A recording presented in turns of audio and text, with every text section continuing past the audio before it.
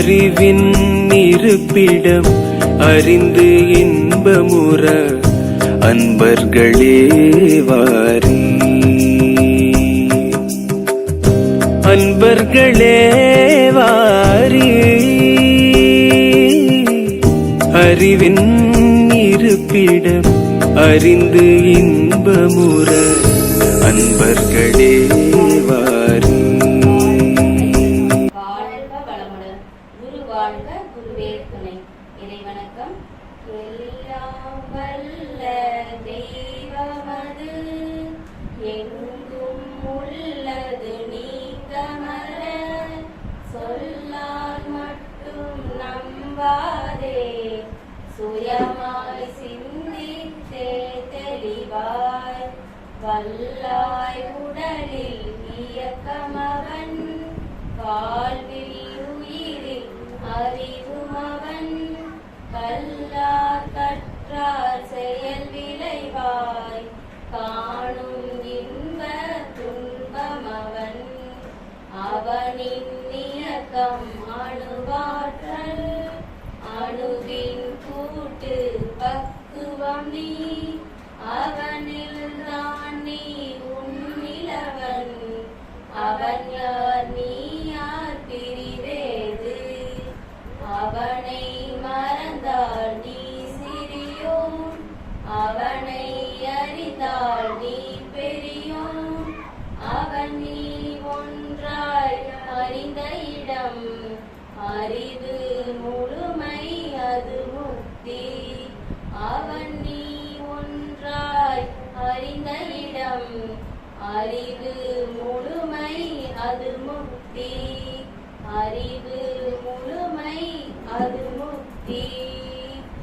குரு வணக்கம்.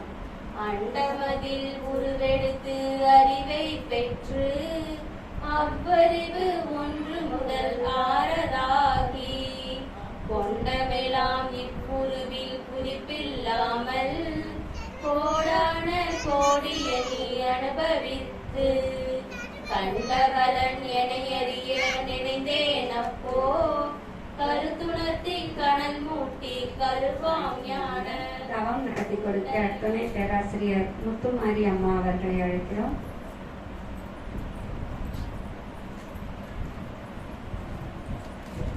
நாடி சுத்தி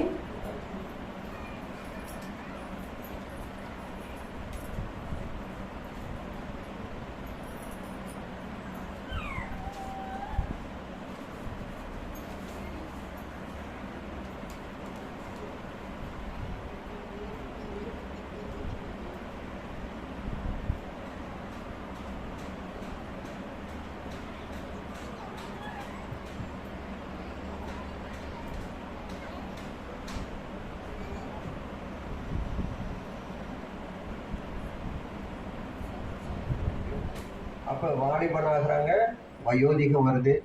வயோதிகமும் இந்த கண்ணுக்கு தெரியுது, நம்ம பார்க்குறோம், வயசாகி போச்சுன்னு நமக்கு தெரியுது. ஆனால் அப்புறம் அந்த அந்த வயோதிகம் மறைஞ்சு கடைசியில் அதுவும் இல்லாமல் போயிடும். அப்போ இதெல்லாம் ஏற்றுக்கொள்ளும் மனப்பக்குவம் மனவளக்கலை கொடுக்குதுன்னு வச்சுங்களேன்.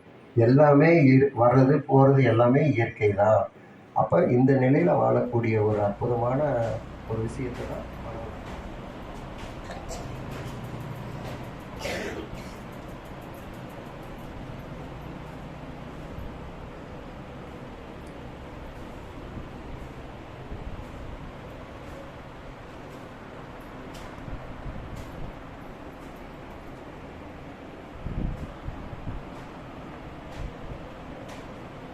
மலர்விழி ராஜன் அம்மா அவர்களை வாழ்க வளமுடன் வாழ்க வளமுடன் என்று வாழ்த்தி வரவேற்கிறோம்.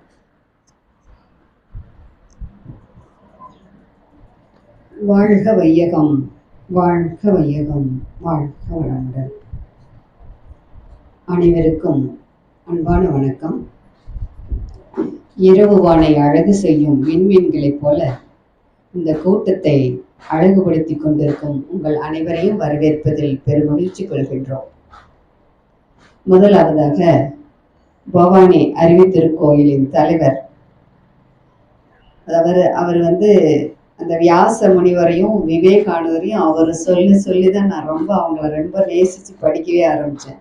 அந்தளவு நம்ம அனைவரையும் தன்னுடைய பேச்சாற்றலால் தலைமையுரையாலேயே நமக்கு பலவிதமான கருத்துக்களை எடுத்து சொல்லி இந்த தலைமையுரையேற்று அற்புதமாக நம்மை வழிநடத்தி செல்லும் ஐயா அவர்களை வருக வருக என்று வரவேற்கின்றோம்.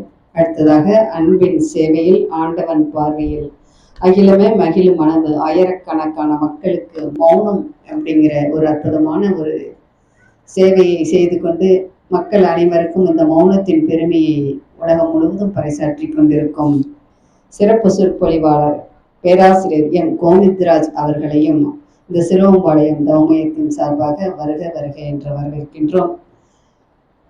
செந்திலையா அவர்களையும் அற்புதமாக இந்த தவத்திலும் சரி சொற்பொழிகளும் சரி மிக சிறப்பாக அந்த தவ உணர்வை மக்களுக்கும் அங்கு அமர்ந்திருக்கிறதுக்கும் இடத்துக்கும் ஒரு நல்ல ஒரு வைப்ரேஷனை கொண்டு வரக்கூடிய செந்திலையா அவர்களையும் சிலுவம்பாளையம் தவமயத்தின் சார்பாக வருக வருக என்று வரவேற்கின்றோம். மேலும் அனுபவரை பேச வந்துள்ள அர்ச்செல்வர் துணை சேகர் அவர்களையும் தவச்செல்வர் ஈஸ்வரமூர்த்தி அவர்களையும் சிலுவம்பாளையம் தவமயத்தின் சார்பாக வருக வருக என்று வரவேற்கின்றோம். வாழ்த்துறை வழங்க வந்துள்ள துணை பேராசிரியர் சாந்தாமணி அவர்களையும் மற்றும் இங்கு வந்திருக்கும் இருபால் மெய்யன்பர்களையும் இந்த சிலுவம்பாளையம் தவமயத்தின் சார்பாக வருக வருக என்று வரவேற்பதில் பெரும் மகிழ்ச்சி அடைகின்றோம். இங்க நம்ம எல்லோரும் கூடி வந்திருக்கிறது இந்த தவமயம் பவானியில் அறிவித்திருக்கோயில்ல தவமயம் அப்படிங்கிறது கண்டிப்பா இருக்கணும் அப்படிங்கிறதுக்காக இந்த பூபாலனுடைய சிறப்பானதொரு முயற்சி, அவனுடைய அந்த ஆசைகளும் அவன் இந்த ஊர் மக்களுக்காக செய்யணும் அப்படின்னு நினைச்சதையும் இவ்வளவு சிறப்பெடுத்து இவ்வளவு சிரமத்தோட ஆரம்பிச்சு அதை சிறப்பா நடத்தணும் அப்படிங்கிறத நம்ம எல்லோரும் மனதார அவரை வாழ்த்தி அவர்களுக்கும் ஒரு நன்றி சொல்லி இதை ஏற்பாடு பண்ணிய பூபாலன் அவர்களையும் வரவேற்று வாழ்க வளமுடன் வாழ்வளமுடன் என்று வாழ்த்தி வந்திருக்கும் அனைத்து நல்லுள்ளங்களையும் வாழ்த்தி வரவேற்கின்றேன். வாழ்க வளமுடன் வாழ்க வளமுடன். வாழ்க வளமுடன் அம்மா, சிறப்பானது ஒரு வரவேற்புரை நல்கியதற்கு நன்றி. அடுத்ததாக இந்த சிலுவம்பாளையம் கிளை தவ மையத்தில் பயிற்சி எடுத்துக்கொண்டு அதன் மூலம் தான் பெற்ற அனுபவங்களை நம்மோடு பகிர்ந்து கொள்ள வருகிறார் அருட்செல்வர் சேகர் ஐயா அவர்கள். அவர்களை வாழ்க வளமுடன் என்று வாழ்த்தி வரவேற்கிறோம்.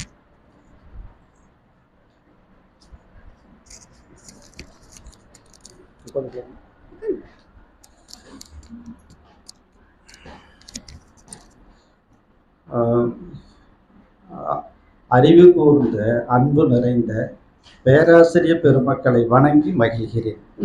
மற்றும் இங்குள்ள ஆண்டோர்களையும் சகோதர சகோதரிகளையும் வரவேற்று வணங்குவதில் பெருமகிழ்வு கொள்கிறேன். இந்த யோகா வகுப்பு எங்களை பொறுத்தவரை பூபாலனோட இதை சொல்லும்போது இது நம்ம சங்க இலக்கியத்தில் படித்த மாதிரி ஒரு ஆற்றுப்படையினே நான் நினைக்கிறேன். திருமுருக ஆற்றுப்படை படிச்சிருக்கோம், பெரும்பான் ஆற்றுப்படை, சிறுபான் ஆற்றுப்படை படிச்சிருக்கோம். அது மேலே இங்கே செல்வமெல்லாம் கொட்டி கிடக்குது. எல்லாரும் வாங்கன்னு சொல்லி புலவர்கள்லாம் அழைக்கிற மாதிரி இந்த அன்பும் சந்தோஷமும் இங்கே நிறைஞ்சிருக்குது. உண்மையான அன்பு இங்கே தான். எல்லாருமே வாங்க, இது எல்லாமே மனங்குளிர அகங்குளிர பருகி மகிழுங்கன்னு சொல்கிறதுல பெருமகிழ்வு கொள்கிறேன்.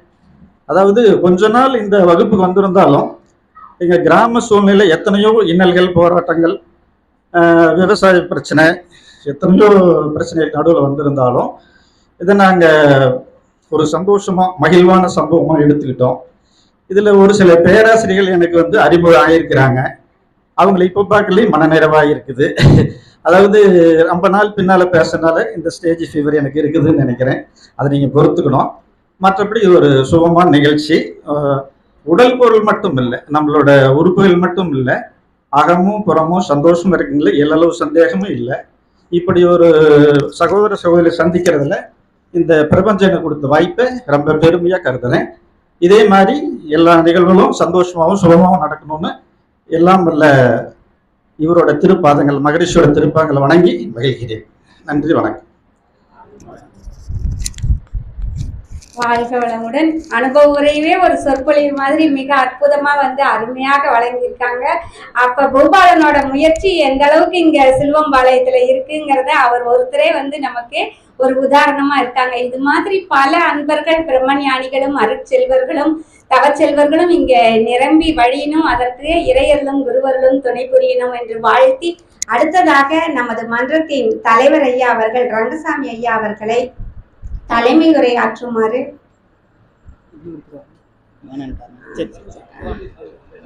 பேசுறீங்களா? சரி, நம்மளுடைய தலைவர் ஐயா அவர்களை நம் அனைவருக்கும் வாழ்த்துரை வழங்குமாறு வாழ்க வளமுடன் என்று வாழ்த்தி வரவேற்கிறோம்.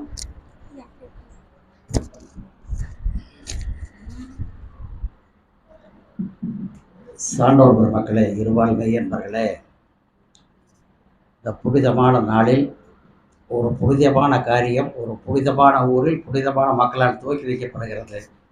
இந்த புனிதமான காரியம் எல்லோருக்கும் எல்லா வகையிலும் நலமும் வளமும் சேர்க்க வேண்டும் என்ற நல்லெண்ணத்தை தவிர வேறொன்றும் இல்லை.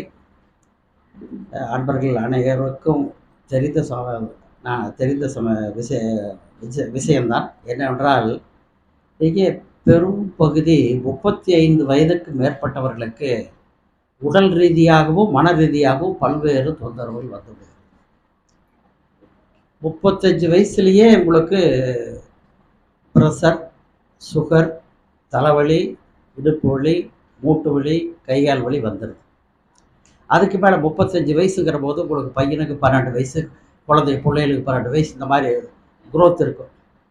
அவங்க சரியாக படிக்கிறது, அவங்க மார்க் வாங்கிறது, அவங்க செட்டில் ஆகிறது, அது சம்மந்தமான பிரச்சனை இருக்குது. அந்த 12 வயசுங்கிற போது நம்ம தொழில் ரீதியாகவும் ஒரு ஸ்டேஜ் ரீச் ஆகிருப்போம். ரீச் ஆனபோது தொழில் ரீதியாக இப்போ இதற்கு முன்பு பேசிய அன்பர் சொல்கிறார் இல்லைங்களா, தொழில் ரீதியாக பல உபாதைகள், பல ஃபைனான்சியல் ப்ராப்ளங்கள், பொருளாதார ஏற்படுகிற கஷ்டங்கள் மட்டும் இல்லாமல் அந்த தொழில் இருக்கிற காம்படிட்டர்களால் ஏற்படுகிற தொந்தரவுகள் என்று பல்வேறு பிரச்சனைகள் இருக்கும். பார்ப்பதற்கு எந்த பிரச்சனையும் இல்லாமல் அழகாக ஆடை உடைத்து கொண்டு அழகாக பிரயாணம் செய்வது போல் தோன்றும். அந்த அழகான முகம், சிரித்த முகத்துக்குள் எத்தனை துக்கங்கள் இருப்பது என்பதை பல எழுத்துக்களில் சொல்லுவார். இதை நீங்கள் கதை ரெகுலராக படிக்கிறப்பன்றது தான் எல்லா எழுத்தாளர்களும் அதை அப்படியே சொல்லுவார்கள். அந்த சிரிப்புக்குள் பல துன்பங்கள் அடங்கி இருக்கிறன்றதை என்று ஜெயகாந்தன் சொல்வார். சிரிப்பே ஒரு துக்கத்தின் வெளிப்பாடு தான் அந்த சிரிப்பு என்று ஜெயகாந்தன் அடிக்கடி சொல்லுவார். அதுபோல்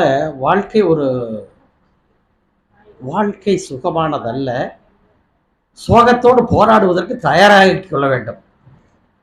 வந்தது வரட்டும், போகது போகட்டும், நடப்பது நடக்கட்டும் என்ற சித்தாந்தத்தை வைத்து கொண்டால் ஒழிய வருத்தம் நிரந்தரமானதாகிவிடும். வருத்தப்படாத வாலிபர் சங்கம் சினிமா படம் எடுத்தானே தவிர அந்த படத்தை எடுத்து அவன் பட்ட கஷ்டம் அவனுக்கு தான் தெரியும். அந்த படத்தில் ஏற்பட்ட தோல்வி, அதில் ஏற்பட்ட கஷ்டம், அதில் ஏற்பட்ட நஷ்டம், அதை ஈடு செய்வதற்காக அவன் ஃபைனான்சியரோட போராடிய கதைகள் எல்லாம் அது தனி. ஆகையினால அந்த தலைப்பு மட்டும் சந்தோஷமாக வச்சுட்டான் கதை, வருத்தப்படாத வாலிபர் சங்கம். மற்றபடி அந்த சினிமாவுக்கு பின்னால் எத்தனை பிரச்சனை இருக்கிறது எல்லாம் பத்திரிகையில் தொடர்ந்து படிப்பவர்களுக்கு தெரியும். அதுபோல் வாழ்க்கை ரொம்ப ஈஸி கோயிங்காக, எந்த விதமான தொந்தரவும் இல்லாமல், அந்த ஆங்கிலத்தில் கேக் வாக் என்று சொல்வார்கள் இல்லையா, பேரண்ட்ஸ் எல்லாம் பார்த்துக்கிறாங்க. சில பேர்த்துக்கு அப்படி இருக்கும். இன்றைக்கி என்னாச்சுன்னா, இப்போ சில பேர்த்தோட வாழ்க்கையில் கொஞ்சம் ஓரளவுக்கு பிரச்சனை இல்லாமல் இருக்கிற யாராவது ஒருத்தர் இருப்பாங்க, எல்லாம் இருக்காது. அவங்க அப்பாவே எல்லாம் பார்த்துக்குவார், பையனையும் பார்த்துக்குவார், பையனோட பையன் பேர கல்யாணம், பேத்தி கல்யாணம் எல்லாம் அவர் பார்த்து போட்டு நீ பேசாமல் சாப்பிட்டு அந்த வேலையை பாரு இந்த வேலையை பாருன்னு சொல்லிட்டு இருப்பாங்க. அந்தளவுக்கு பெரியவர்களுக்கு வயது இருக்க வேண்டும், அவர்கள் அந்தளவு புத்தி கூர்மையோடு இருக்க வேண்டும், அந்தளவுக்கு செயல்திறன் இருக்க வேண்டாம். அப்படி எத்தனை பேர் இருக்க போகிறாங்க? இல்லை. ஏன்னா இப்போ நம்ம பேரண்ட்ஸுக்கு நமக்கே 40,000 ரூபா, பேரண்ட்ஸுக்கு 70,000 போயிடுது. அவர்களுடைய உடல் உபாதை, அவங்க ஆஸ்பத்திரிக்கு போகிறது, அவங்களுக்கு வைத்தியம் பார்க்கறது ஒரு பெரிய வேலையாக இருக்குது. ஆக இப்படி பல்வேறு சங்கடங்கள் இருக்கும். சங்கடங்களெல்லாம் திருப்பி சொல்வதிலே எந்த புண்ணியமும் இல்லை. சங்கடத்திலிருந்து விடுதலை பெற வேண்டும் என்பதற்காக ஆரம்பிக்கப்பட்டதுதான் மனவளக்கலை. நீங்கள் பல்வேறு உபாதைகளில் இருக்கின்ற 35ம் அதற்கு மேற்பட்டவர்கள் சின்ன வயசில் இருந்தாலும் ஓகே. நீங்கள் உடற்பயிற்சி செய்வதன் மூலம் உடல் நலம் பெறலாம். தொடர்ந்து உடற்பயிற்சி செய்வதன் மூலம் உடல் நலம் பெறலாம். உடற்பயிற்சி செய்து காலத்தால் நீங்கள் தவப்பயிற்சியை செய்து பழகிக்கொண்டீர்களானால் தவம் என்பது உங்களுக்கு எல்லா வகையிலும் கருத்தியல் ரீதியாக, சித்தாந்த ரீதியாக, பொருளாதார ரீதியாக, குடும்ப ரீதியாக பல்வேறு பிரச்சனைகளை தானாக தீர்க்கக்கூடிய ஆற்றல் தவத்திற்கு மட்டும். அதாவது அதுக்கு ஒரு வார்த்தை சொல்லுவார் வேதாத்திரி மகரிஷி, அறிவதனை கருவினிலே வைத்து தவமாற்ற அறுகுடமும் சீராகும் ஐம்பொழுடும் ஒருமைப்படும் சொல்லுவாங்க. ஆக அது மட்டுமே இல்லை, எல்லா பிரச்சனையும் செட்டில் ஆயிடும். அதாவது கருவினிலை வைத்து தவமாற்றது துரிய தவம். நீங்கள் துரிய தவம் பண்ணீங்கன்னா உங்கள் வாழ்க்கையில் இருக்கிற பிரச்சனைகளுக்கு துரிய தவம் முடிஞ்ச உடனே ஒரு தீர்வு வந்து, தீராத பிரச்சனை என்று ஒன்றும் இல்லை, தீர்வுகள் இல்லாத பிரச்சனைகளும் கிடையாது. ஆகையினால பிரச்சனைகள் இல்லாத மனிதன் கிடையாது, தீர்வுகள் இல்லாத பிரச்சனை கிடையாது. ஆகையினால தீர்வுகள் எங்கே இருக்கிறதுனால் தொடர்ந்து தவம் செய்வதன் மூலம் எல்லா விதமான தீர்வுகளும் வந்துவிடும். எங்கள் பொருளாதார ரீதியாக மனசு இப்போ இன்றைக்கி வாழ்க்கையில் என்ன நினைக்கிறாங்கன்னா, பொருளாதார பிரச்சனை தான் பெரிய பிரச்சனை என்று நினைக்கிறார்கள். பொருளாதார பிரச்சனை, பொருளாதாரம் பயன்பட வேண்டும் என்றால் நீங்கள் அகத்தவம், அகத்தாய்வு, அதற்கு மேலே தொழில் ரீதியான சீரிய சிந்தனைகள் உங்களை வைத்துக்கொள்ள வேண்டும்.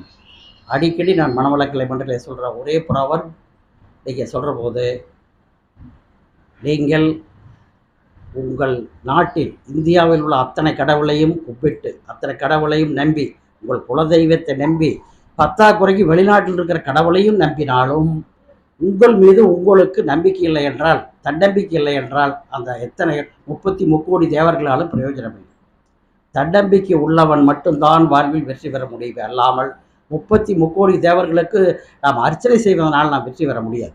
இது விவேகானந்தரோட வார்த்தை. என்னடா இவர் பேசுகிறேன், விவேகானந்தர், நீ உன்னை நம்ப வேண்டும். அதே போல் உங்களுக்கு பணம் பெருக வேண்டும் என்பதற்கு நான் உங்களுக்கெல்லாம் தெரிஞ்ச பலவர்களையும் மறுபடியும் சொல்கிறேன். உண்மை, நேர்மை, தூய்மை, பராபகாரம் போன்ற சிந்தனையோடு நீங்கள் எந்த காரியத்தை செய்தாலும் பணம் தண்ணீராக உங்களுக்கு வரும்.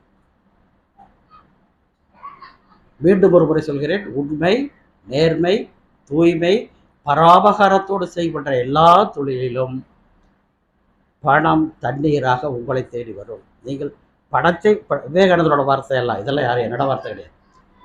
பணத்தை படைத்தவன் மனிதன், மனிதனை பணம் படைக்கவில்லை. எனவே பணம் வா என்றால் வரும். அதை வரவழைக்க வேண்டிய சித்தாந்தமும் தத்துவமும் நம்மை நாமே உருவாக்கி கொள்ள வேண்டும். அதாவது விவேகானந்தருடைய வார்த்தையில் சொல்ல போனால், வீட்டில் இருக்கிற நாயை பேசு என்றால் பேசும். அந்த அளவுக்கு உங்களுடைய கான்சன்ட்ரேஷனை கூட்ட வேண்டும். அனுமன் சஞ்சீவ மலையை கையில் தூக்கியது அவனுடைய மனோபலத்தால். இந்த மலையை தூக்குவேன் அப்படின்னு சொன்னால் சஞ்சீவ மலையை தூக்கி அங்கே கொண்டு அக்கிட்ட வைக்கிறான். அது மனோபலம். அதுக்கு அதாவது அது கதையாக இருந்தாலும் அது மனோபலத்தை காட்டுவதற்காக எழுதப்பட்ட புராண கதை. அதுபோல நீங்கள் முடியாதுங்கிறதே கிடையாது, முடியாதுங்கிறதே கிடையாது. எல்லாம் முடியும். முடிவதற்கு முயற்சி தேவை. நான் அடிக்கடி சொல்வது போல, முயற்சி தான் திருவினையாக்கும், முயற்சியுடையார் இகழ்ச்சி அடையார். அதனால் வழக்கமாக அரசியல்வாதிகள் சொல்லுவாங்க, இப்படி துவக்கி இப்படி தூக்கி, அந்த மாதிரி எல்லாருமே நாம் தைரியம், வீரியம், விஜயம், ஆயுள், ஆரோக்கியம், ஐஸ்வர்யம், பரமேஸ்வர பிரிய தீர்த்தமெல்லாம் நாமே வான்காந்தத்திலிருந்து பெற்றுக்கொள்ளலாம் தவம் செய்வதன் மூலம். தவம் செய்வார் தம் கர்மம் செய்வார். வள்ளுவர், இலர் பலராகிய காரணம் நோற்பார் சிலர் பலர் நோவாதவர். அப்படின்னு என்ன அர்த்தம்னா, ஊரில் பணக்காரர் கம்மியாகவும் ஏழைகள் அதிகமாகவும் இருப்பதற்கு காரணம் சிலர் மட்டும் தவம் செய்து தங்கள் தவ உளவியால் பணத்தை பெருக்கிக் கொள்கிறார்கள். பலர் தவம் செய்வதும் இல்லை, பணம் பெருக்குவதும் இல்லை. இது யாரு? திருவள்ளுவர் சொல்கிற வார்த்தை. இது யார் எப்பவுமே சொல்கிற போது ஒரு வேதாத்திரி சொல்ற ப்ரூஃபோட பேசணும். அந்த மாதிரி திருவள்ளுவர் சொல்றாட்டிங்க, தவம் செஞ்சீங்கன்னா உங்களுக்கு பணம் தண்ணீராக வரும். எப்படி வரும்? தவஞ்சா வரும். செய்தொழில் மேன்மை செய்யாத, இப்போ நேர்மை, தூய்மை, பரோபகாரம் இதெல்லாம் வேணும். மற்றபடி உடல் நலம் வேண்டும் என்றால் உடற்பயிற்சி வேண்டும். MS உதயமூர்த்தி தன்னம்பிக்கை புத்தகத்தில் எழுதுகிறார். அவர் அமெரிக்காவில் காலம் இருந்த ஒரு பெரிய எழுத்தாளர். அமெரிக்காவில் அவருடைய நண்பர் ஒருத்தர் சைக்காலஜி ப்ரொஃபஸர். அவருக்கு ஹார்ட்டுக்கு பக்கத்தில் ஒரு கட்டி, அவர் ஒரு பெரிய மருத்துவரிடம் பெரிய மருத்துவரில் அமெரிக்காவில் இருக்கிற மிகப்பெரிய மருத்துவமனையில் சென்று பார்த்த பொழுது அவர் இருக்கிற இடம் டேஞ்சராக இருக்கிறனால இந்த கட்டி எடுத்தால் ஹார்ட், அதனால் நீங்கள் குறைக்க வாய்ப்பில்லை. கட்டியை குறைப்பதற்கு எந்த மருந்து போட்டாலும் குறையாது, ஏன்னா அதனுடைய நேச்சர் அப்படி. அந்த பயாப்சி டெஸ்ட்டில் அது சொல்லுது. அப்பொழுது உதயமூர்த்தியிடம் கேட்கிறார். அவர் இவர் டாக்டர் கிடையாது, பட் சைக்காலஜிக்காரர். அவர் சொல்கிறார், உதயமூர்த்தி சொல்கிறார், ஐயா நீங்கள் ஒன்றும் செய்ய வேண்டாம், தவம் செய்யுங்கள். தவம் செய்கின்ற பொழுது உங்களுக்கு ஹார்ட்டுக்கு பக்கத்தில் இருக்கிற கட்டி நாளொரு மேடி பொழுதொரு வண்ணமாக கொஞ்சம் கொஞ்சமாக சுருங்குவதாக நினையுங்க. எப்படி அது தானா சுருங்குற மாதிரி ஒரு இது. அப்படியே தவம் செய்கிறார். ஒரு 6 மாத காலத்தில் குறைகிறது. வருட கணக்கில் தவம் செய்கிற போது அந்த கட்டி காணாமல் போய்விடுது. இது எப்படி வருகிறது என்றால் அதுதான் எண்ணங்களுக்கு வலிமை. அதை எண்ணங்கள் புத்தகத்தில் எழுதியிருக்கார். எண்ணங்கள் ஒரு புக்கை எழுதியிருக்கார். அந்த புத்தகத்தில் இது வருது. அது மட்டும் இல்லை, அது போன்ற பல்வேறு சமாச்சாரங்களை அந்த மாதிரி சொல்கிறேன். அதனால் நாம் நீங்கள் அதாவது இது எப்படி நமக்கு வரும் அப்படின்னு சொன்னால், தவம் பண்ணால் உங்களுக்கு ஏதாவது ஒரு வழி வரும். நீங்கள் ஒரு தொழிலும் செய்யாமல் பேசாமல் சோம்பேறியாக தெருவில் திரிந்து கொண்டிருக்கிற ஒரு இளைஞனை பார்த்து அவர் சொல்லுகிற யோசனை, இளைஞர்கள் நீங்களும் முதலமைச்சராகலான்னு ஒரு புக் எழுதியிருக்கார். அதை அவர் சொல்கிறார். நீங்கள் அப்படியே அந்த புத்தகத்தை படித்து கொண்டிருக்கிற பொழுது எந்த தொழிலும் செய்யாமல் இருக்கிற நான் எப்படி வாழ்க்கையில் முன்னுக்கு வருவது என்று வருத்தப்பட வேண்டாம். நீங்கள் நாளும் தவமும் தியானமும் உடற்பயிற்சியும் உடற்பயிற்சி செய்து வாருங்கள். என்ன தொழில் செய்ய வேண்டும் என்பது கூட வான்காணத்திலிருந்து உங்களுக்கு உள்ளுணர்வாக தோன்றும். எந்த தொழில் எனக்கு தெரியாது, என்ன தொழில் செய்கிறதுன்னா நீங்கள் அப்படியே தொடர்ந்து தவம் செய்கின்ற பொழுது உங்களுக்கு அவர் ஒரு இந்த தொழில் செய்யலாம், நீ உன்னுடைய அறிவுக்கு நீ இந்த தொழில் செய்யலாம் என்று சொல்லுவார். இந்த தொழில் செய்ய நீ ஒரு பார்சல் சர்வீஸ் நடத்தலாம், நீ ஒரு கார் வாங்கி டிரைவராக ஓட்டலாம், நீ ஒரு அதுபோல் ஏதோ ஒரு தொழில் ஒரு மளிகை கடை வைக்கலாம், நீ ஒரு மெடிக்கல் ஷாப் வைக்கலாம். இது போன்ற பல்வேறு சிந்தனைகள் உள்ளுணர்வாகவே வரும் என்று எழுதுகிறார் உதயமூர்த்தி. அதனால் நம்ம செய்கின்ற பொழுது இப்போ நீங்கள் சில பேர் பண்ணுறதுக்கு வருவாங்க மனநல கன்சல்டேஷனுக்காக. நாங்கள் என்ன சொல்லுவோம்னா, முதல்ல கவுன்சிலிங் கொடுக்குறவங்க ஒரு சில கவுன்சிலிங் கொடுத்துட்டு போயிட்டு வாங்கப்பா. மறுபடியும் ஆன்சர் அவங்ககிட்டயே கேட்குறது. அது குடும்ப நல கன்சல்டேஷன் அப்படி தான். நீங்கள் அப்படியே தொடர்ந்து ஒரு 3 சிட்டிங் 4 சிட்டிங் பேசுகிற போது அவங்ககிட்ட பிரச்சனை ஒன்றும் இல்லைங்கிறது அவங்களே பிடிச்சிப்பாங்க. பிரச்சனை அதாவது வழக்கமாக நீங்கள் பாருங்கள், ஒரு பிரச்சனை என்று வந்தால் நன்கு யோசித்தால் அந்த பிரச்சனைக்கு உள்ளேயே ஒரு தீர்வு இருக்கும். பிரச்சனைக்கு உள்ளேயே ஒரு தீர்வு இருக்கும். நீங்கள் போகாத ஊருக்கு தடம் கேட்குறாங்கிற மாதிரி சொல்கிற மாதிரி அப்படி இல்லை. இங்கே எப்படியும் உலகம் ஒரு உருண்டை, அதுக்கு ஒரு தடம் இருக்கும். அதுபோல் பிரச்சனைகளுக்கு ஒரு தீர்வு இருக்கும். தீர்வு உடனே கிடைக்க வேண்டாம், it will take some time. அதாவது பாதி பிரச்சனை சொல்கிறது மிக அளவுக்கு அதிகமான பிரச்சனையால் வாடுகின்ற மக்களுக்காக சைக்காலஜி படி என்ன சொல்லுகிறார் என்றால், அந்த பிரச்சனைகளை பற்றி நீங்கள் தினமும் மண்டை போட்டு குழப்ப வேண்டாம். பாதி பிரச்சனைகள் 50% ஆஃப் தி ப்ராப்ளம் அது தானாகவே தீர்ந்து விடும். நீங்கள் நினச்ச மாதிரி ஒன்றும் ஆகாது, அது பாட்டுக்கு போயிடும். மீதி பாதி பிரச்சனைகள் காலத்தால் சரியாகும். மீதி பாதி பிரச்சனைகள் காலத்தில் நான் பேசி பழகி பிடிச்சி நம்ம முதலீடு செஞ்சு அதை பண்ணி இதை பண்ணி அந்த பாதி பிரச்சனை கடைசி இருக்கிற கடைசி 25 பிரச்சனையில் 10% 15% வந்து நாம் கடின முயற்சியால் முடியும். மீதி 10% அது என்னவோ பண்ணிட்டு விட்டுற வேண்டியதான். அது சில அது முடியாது, விட வேண்டியதுதான். இப்படித்தான் பிரச்சனைக்கு தீர்வு காண்பதை பற்றி மூத்த சைக்காலஜிஸ்ட் எழுதுகிறாங்க. ஆகையினால முடியாததெல்லாம் ஒன்று. இதெல்லாம் உங்களுக்கு தெளிவாக வரணும்னா, கன்ஃபியூஸ்டு மைண்டில் இருக்கிறவங்களுக்கு வரணும்னா தவம் செய்யணும். உடற்பயிற்சி இஸ் ஓகே, உடற்பயிற்சி கட்டாயம் செய்யணும், அது உடல் ரீதியாக தயார்படுத்திக்கிறவருக்கு. தவம் மட்டுமே அவர் இப்போ ஆரம்பத்தில் அறிமுகப்படுத்துகிற சில வேத வியாசர்களை நம்மகிட்ட வர்றது அங்கே தான். தவம் பண்ணுற போது வேத வியாசர் ஞானகுரு தட்சிணாமூர்த்தின்னு சொல்கிறோம் இல்லையா, தட்சிணாமூர்த்தி நம்மோடு பேசுவது வான்காந்தத்தில் இருந்தார். தட்சிணாமூர்த்தின்னு ஒரு உருவம் கிடையாது. ஞானகுரு அதை பாரதியார் எழுதுகிறார் இல்லையா, ஞானகுரு பேமி நாம சூரியனை நாம் சங்கிலியால் அளக்கலாமாங்கிற மாதிரி. அது ஒன்றும் இல்லை, தவம் பண்ண பண்ண பண்ண ஞானகுரு தட்சிணாமூர்த்தி என்று சொல்லக்கூடிய வான்காந்தம் உங்களோடு பேசும். நீங்கள் பல விஞ்ஞானிகள் கண்டுபிடிப்புகளை பற்றி புக்கில் படிச்சிருப்பீங்க. அவர்கள் எதையா ஒன்று எப்படியோ மரத்தடி இருக்கிறோம் மாம்பழங்கள் விழுவுறதால புவியீர்ப்பு விசை கண்டுபிடிச்சா, அந்த மாதிரி ஒவ்வொரு நிகழ்ச்சிக்கும் அப்படி உலகப்பெரிய விஷயத்தை நம்ம கண்டுபிடிக்க அடிப்போது நம்ம பிரச்சனைக்கு நமக்கு தெரியாதா? இது என்ன ஆகுன்னு தெரியாதா? இது எங்கே போய் முடியும்னு தெரியாதா? அதெல்லாம் ஒன்றும் கிடையாது, தானாக சரியாகிவிடும். அதை சரி செய்து கொள்வதற்கு நாமே சிக்கலில் இருப்பதாக நினைத்துக் கொள்ளக்கூடாது. நமக்கு நாமே ஒரு தெளிவான சிந்தனையை உருவாக்கி கொள்வதற்காக தான் தவம். நீ உடற்பயிற்சியே செய்ய வேண்டாம். நீ காலையில் ஏர்லி மார்னிங் எத்தனை மணிக்கு எந்திரிச்சு சரி, எந்திரிக்கிறவோ ஒரு 20 நிமிஷம் தவம் மட்டும் செஞ்சு பாருங்க என்ன நடக்குது. அடிக்கடி நான் கூட்டங்களில் சொல்லுவது, நீங்கள் காலையில் ஏர்லி மார்னிங் எந்திரிக்கிற போது நீங்கள் அப்புறம் தவம் செய்யலாம். குளித்து மூஞ்சி கழுவி திண்ணீரிட்டு பொட்டு வச்சு தவம் செய்யவே முடியாது. பெட் அவுட் எந்திரிச்ச உடனே தவம் செஞ்சு கொடுத்து மூஞ்சியை கழுவும். ஏன்னா அப்போ தான் நம்ம நல்லா அரை தூக்கத்தில் இருக்கிற போது தான் நம்மளுடைய ஃப்ரீக்வன்சி லெவல் 14 to 20 இருக்கும். மறுபடியும் படுத்த தூங்குற கண்டிஷன் இருக்கிற போது தான் ஃப்ரீக்வன்சி இயல்பாகவே குறைஞ்சிருக்கும். அப்போ தான் நம்ம கனவு காக்கிற நேரத்தில் தான் வான்காந்த நமக்கு கனெக்ஷன் கிடைக்குது. பக்காவாக சுறுசுறுப்பாக குளிச்சுட்டு படித்தா நீங்கள் உன்னைக்கு அன்னைக்கு இந்த பிரச்சனை இல்லை. இன்றைக்கி என்ன கிளாஸுக்கு நடக்கிறது, இன்றைக்கி என்ன பாடம் நடத்துறது, என்ன படிக்கிறது, என்ன நூலை வைக்கிறது, எந்த வியாபாரத்தை பண்ணுறது, இதை எப்படி விற்கலாம், இதை எப்படி வாங்கலாம், விலை கம்மியாக கொள்முதல் பண்ணுறது எப்படி, விலை எச்சு விலைக்கு விற்கிறது எப்படி, இதை பற்றியே சிந்திக்க ஆரம்பித்தா ஒரு நாளும் செட் ஆகும். அந்த சிந்தனை வராத மறுபடியும் கொஞ்ச நேரம் படுத்தா தூக்கம் வருங்கிற அளவுக்கு இருக்கிற நேரத்தில் கண் விழித்த பிறகு தவம் செய்யும். அதை சூப்பரான டைம்.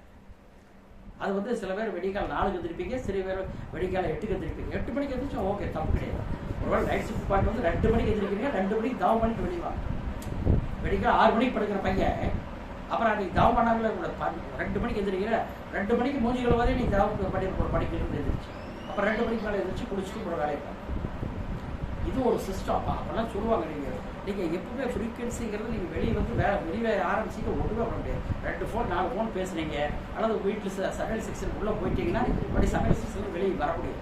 ஆட்டோமேட்டிக்காக எல்லாரும் அவங்கவுங்க வீட்டில் அவங்களுக்கு கேட்பாங்க, இவங்க காஃபி கேட்பாங்க, அவங்க டீ கேட்பாங்க, சாப்பாடு கேட்பாங்க, இட்லி கேட்பாங்க, மத்தியான சாப்பாடு என்ன எது, இந்த மாதிரி விவரத்தை கேட்டு பதில் சொன்னாலும் சரி இருக்கும்.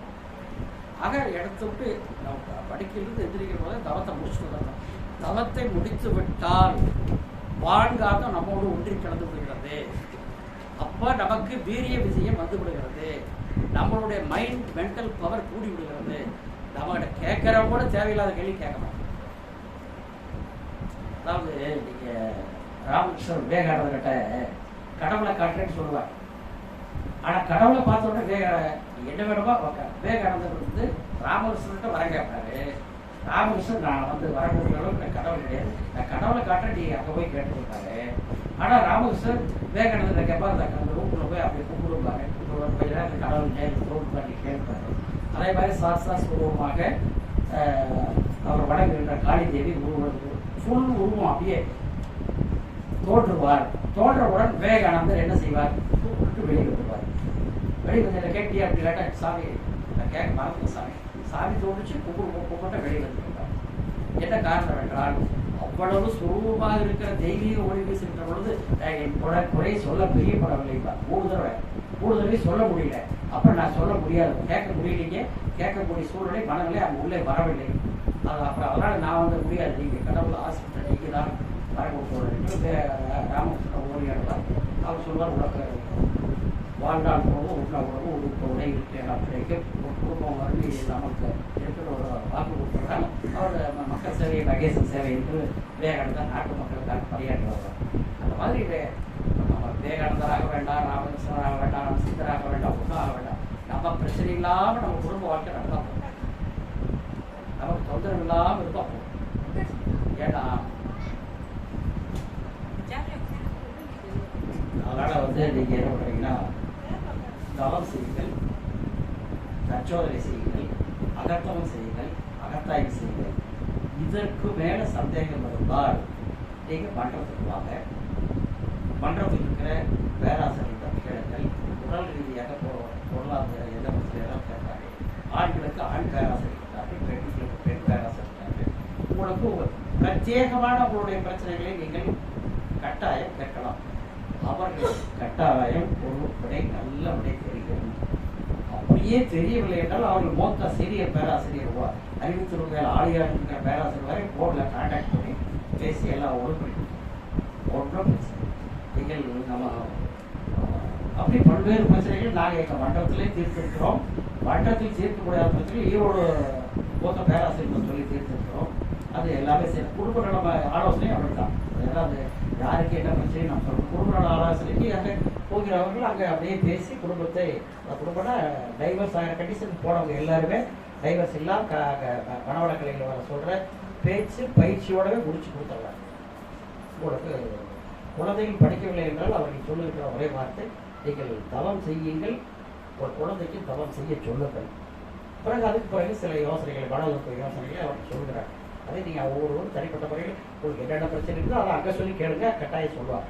நம்ம மண்டலத்தில் நீங்கள் வந்து கேட்டாலும் மண்டலத்தில் இது அதை சொல்லுவாங்க. பசங்க படிக்கல, இல்லை சில ஃபேமிலி ப்ராப்ளம்ஸ் இருக்குது, கல்யாணம் ஆகிறது லேட் ஆகுது, கல்யாணம் ஆகலை, குடும்ப வாழ்க்கையில் பிரச்சனை இல்லை, சொத்துல பிரச்சனை, அந்த மாதிரியான பிரச்சனைகளுக்கெல்லாம் தனிப்பட்ட முறையில் தனிப்பட்ட ஒரு பெரிய பேராசிரியரிடம் கேளுங்கள். அதற்கு பிரத்யேகமாக பேசி தீர்வு சொல்வார்கள். உங்களால் முடியலனா கூட டைரெக்டாக ஸ்பாட்டில் இறங்கி ஈரோட்டில் இருக்கிற மொத்த பேராசிரியர்களை இறங்கி பேசி கொடுப்பார்கள். ஈவன் உங்களுக்கு ரொம்ப மிகப்பெரிய சிக்கல் இருக்கிறீர்கள் என்றால் ஈவன் எஸ்கேவை ஸ்பாட்டில் வந்து அதை பற்றி தீர்த்து அந்த அளவுக்கு ஒரு ஈடுபாட்டோடு கடந்து கொண்டு இருக்கிற காரணத்தினால உலக சமுதாய சேவா சங்கம் சாதாரணமாக துவக்கப்பட்ட சங்கம் இன்றைக்கு உலகத்தில் 21 நாட்டு இருக்குது. 1 கோடி உறுப்பினர்கள் இருக்கார்கள். ஆகையினாலே இருக்கிறது. அது இப்பொழுது 1 கோடி உறுப்பினர்கள் இருந்தாலுமே கூட சொல்லுவாங்க 700 கோடி மக்கள் போய் 1 கோடி உறுப்பினர்கள் என்பது ஒன்றும் இல்லை, இன்னும் பெருக்க வேண்டும் என்று சொல்லுவாங்க. ஆகையினால நீங்கள் வந்து கட்டாயம் வாழ்க்கையில் உடற்பயிற்சி கட்டாயம் செய்வீங்கன்னு தெரியும். அது இல்லாமல் நீங்கள் வீட்டு வேலை மற்ற வேலைகள் தெரியும், உடலுக்கு பயிற்சி எப்படி தானாகவே வந்துடும். ஆனால் தவப்பயிற்சி மட்டும் யாரும் செய்யறதுக்கு மனசு வராது. தவத்தில் என்ன இருக்குது, எல்லாமே தவத்தில் தான் இருக்கு. எல்லா பிரச்சனையும் தவத்தில் தான் சால்வ் பண்ணும். உங்களுக்கு 10 புஸ்தகம் 20 புஸ்தகம் படிக்கிறத நீங்கள் தவத்தில் செஞ்சிச்சிங்கன்னா அந்த சிந்தனைகள் வான்காலத்தில் உங்களுக்கு கிடைச்சி பல பிரச்சனைகள். புத்தகங்கள் எழுதுறவர்கள் எப்படி எழுதுகிறார்கள் என்றால் அதை ஒரு குறிப்பை எடுத்து வைத்து விட்டு அவர்கள் யோசிக்கிறார்கள் என்றால் வான்காலத்திலிருந்து தத்துவார்த்தமான கருத்துக்களை கருத்தீர்களை அது பெற்றுத்தான் எழுதுகிறார்கள். பாலகுமாரன் எப்படி எழுதுகிறார் என்றால் அதை நீங்கள் பாலகுமாரன் கதையை படிக்கிறவங்க எல்லாத்துக்கும் தெரியும். லேடிஸ் சொல்கிறாங்க, சார் நான் நினைக்கிறதெல்லாம் நீங்கள் அப்படியே எழுதுறீங்க சார் அப்படிங்கிறாங்க. அதுக்கு என்ன காரணம்னா அப்படி தத்துவார்த்தமாக ஒரு சிந்திச்சு ஒரு யோகம் பண்ணி எழுதுறவங்க தான். யார் போய் அவருக்கு சொல்ல போகிறாங்க, அது ஒன்றும் கிடையாது. அந்த மாதிரி தான். அதாவது உங்களுக்கு சாதாரணமாக கம்ப்யூட்டர் எழுத்தாளர் புரட்சி எழுத்தாளர் சொல்லக்கூடிய ஜெயகாந்த் சொல்லுவார், சோகத்தை தவிர ஒரு சுகத்தை அறியாத அந்த ஏழை மக்கள். அதான் ஏழைகளுக்கு இருக்கிற கஷ்டத்தை என்ன வார்த்தை பயன்படுத்துறாங்க. அது என்ன காரணம்னா அந்த ஒரு லைன் நம்மளை அந்த புக்கை பூரா படிக்க வைக்குது. சோகத்தை தவிர ஒரு சுகத்தையும் அறியாத இந்த ஏழை மக்கள் பாதியிலும் அல்ல, அவர்கள் பாவப்பட்ட காரியங்களை எதுவும் செய்யாமலேயே சிரமப்படுகிறார்கள். இதற்கு விமர்சனம் தான் என்ன அப்படிங்கிற மாதிரி அந்த கம்ப்யூட்டர் சிஸ்டத்தை உள்ளே நுழைப்பதற்காக அப்படி எழுதுவார். நீங்க அதையான பட்டுக்கோட்டையார் பாடல்கள் கூட எப்படி வருது, எல்லாமே அந்த மாதிரி கேள்வியை மூலதனமாக வைத்து அவர்கள் எழுதுகிறார். அது மட்டும் இல்லை, அது விமர்சனத்தையும் சொல்லுகிறார். இப்பெல்லாம் காலம் வந்து பட்டுக்கோட்டையார் கதை எழுதுகிற காலமாக ஜெயகாந்த கதை காலம் போயிடுச்சு. இப்போ to make money is not so difficult. பணம் சம்பாதிக்கிறது வெறும் கஷ்டம் கிடையாது. வெறும் பணக்காரனாக கஷ்டமா இருக்கலாமே தவிர நீங்க தினம் 500,000 சம்பாதிக்கிறது ஒரு பெரிய வேலை கிடையாது. ஒரு கைத்தறி போட்டு செய்யறது கூட தினம் 1000 ரூபாய் சம்பாதிக்கும். அது முடியாத வேலை. அது அதனால இப்போ 500,000 செய்யறது கிடையாது. உங்களுக்கு எல்லா விதமான சிறு தொழில் குறு தொழில் என்று சொல்லக்கூடிய தொழில்கள் எல்லாம் உங்களுக்கு அந்த பணம் என்பது 500,000 நம்ம ஹேண்ட் டு மவுத் ப்ராப்ளம் கிடையாது. உணவு உறுப்பினருடைய இதுக்கெல்லாம் ஒரு பிரச்சனை கிடையாது. என்ன காரணம், சின்சியராக ட்ரை பண்ணணும், சின்சியராக வேலை செய்யணும். இப்போ வந்து நம்ம பவானியை பொறுத்த வரைக்கும் பவானி குமரவனத்தில் அந்த பை தைக்கிற வேலை நிறைய இருக்குது. நீங்கள் பை தைக்கிறவங்க 750 ரூபாய்க்கு வெறும் வீட்டில் சமையலை சமைச்சு போட்டு பசங்க பிள்ளைங்க பள்ளி கொடுத்து. ஆனால் செய்யணும், செய்யாமல் வராது. அதனால் எதுவுமே இப்போ நம்ம டேஸ் வந்து காலம் ரொம்ப மாடலை செய்ய இப்பொழுதெல்லாம் ரொம்ப சிரமம்லாம் கிடையாது. கொஞ்சம் சேவிங்ஸ் ஹேபிட் இருந்தால் கொஞ்சம் வேலை பார்ப்பாங்க. அதுவும் சாதாரணமாக நான் இப்போ படித்த படித்தவங்களுக்கெல்லாம் வேலை இல்லைங்கிறதுல படித்தவங்களுக்கெல்லாம் வேலை இருக்குது. எல்லா பக்கமும் எங்கே போனாலும் வேலைக்கு ஆட்கள் தேவைன்னு தான் போட்டுருக்கோம். அதனால நீங்கள் வேலைக்கு ஆட்கள் தேவை என்றால் கொஞ்சம் கம்மி சம்பளம் கொடுக்குறான்னு வருத்தப்பட வேண்டியதில்லை. கொஞ்ச நாள் வேலை பார்த்தா சர்வீஸ் ரேட்டு டபுள் ஆகிடுது. சில சமயத்தில் அவர்கள் முதலாளி ஆகிடுது.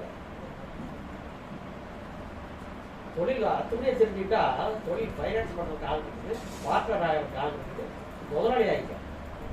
அது கொண்டு தேவை நமக்கு சின்சியரான கடின உழைப்பு, டெடிக்கேட்டட் அண்ட் மெடிக்கேட்டட் சர்வீஸ் மாதிரி ஆழ்ந்த தவமும் ஆழ்ந்த அர்ப்பணிப்புணர்வோடு நாம் செயல்படுகின்ற பழக்கத்தை நாம் ஒவ்வொரு நாளும் வைத்துக் கொள்ள வேண்டும். நாம் நாள் முழுவதும் அர்ப்பணிப்புணர்வோடு எந்த காரியத்தை செய்யாமல் செய்யணும். அதாவது தொழிலதிபர் டாட்டா சொல்ற போது எக்ஸலன்ஸ் இன் எவரி ஆக்டிவிட்டி மஸ்ட் அச்சீவ்டு. ஒரு தொழில் எதை செஞ்சாலும் அதுக்கு மேல சிறப்பாக யாரும் செய்ய முடியாத அளவுக்கு நாம் செய்யணும்.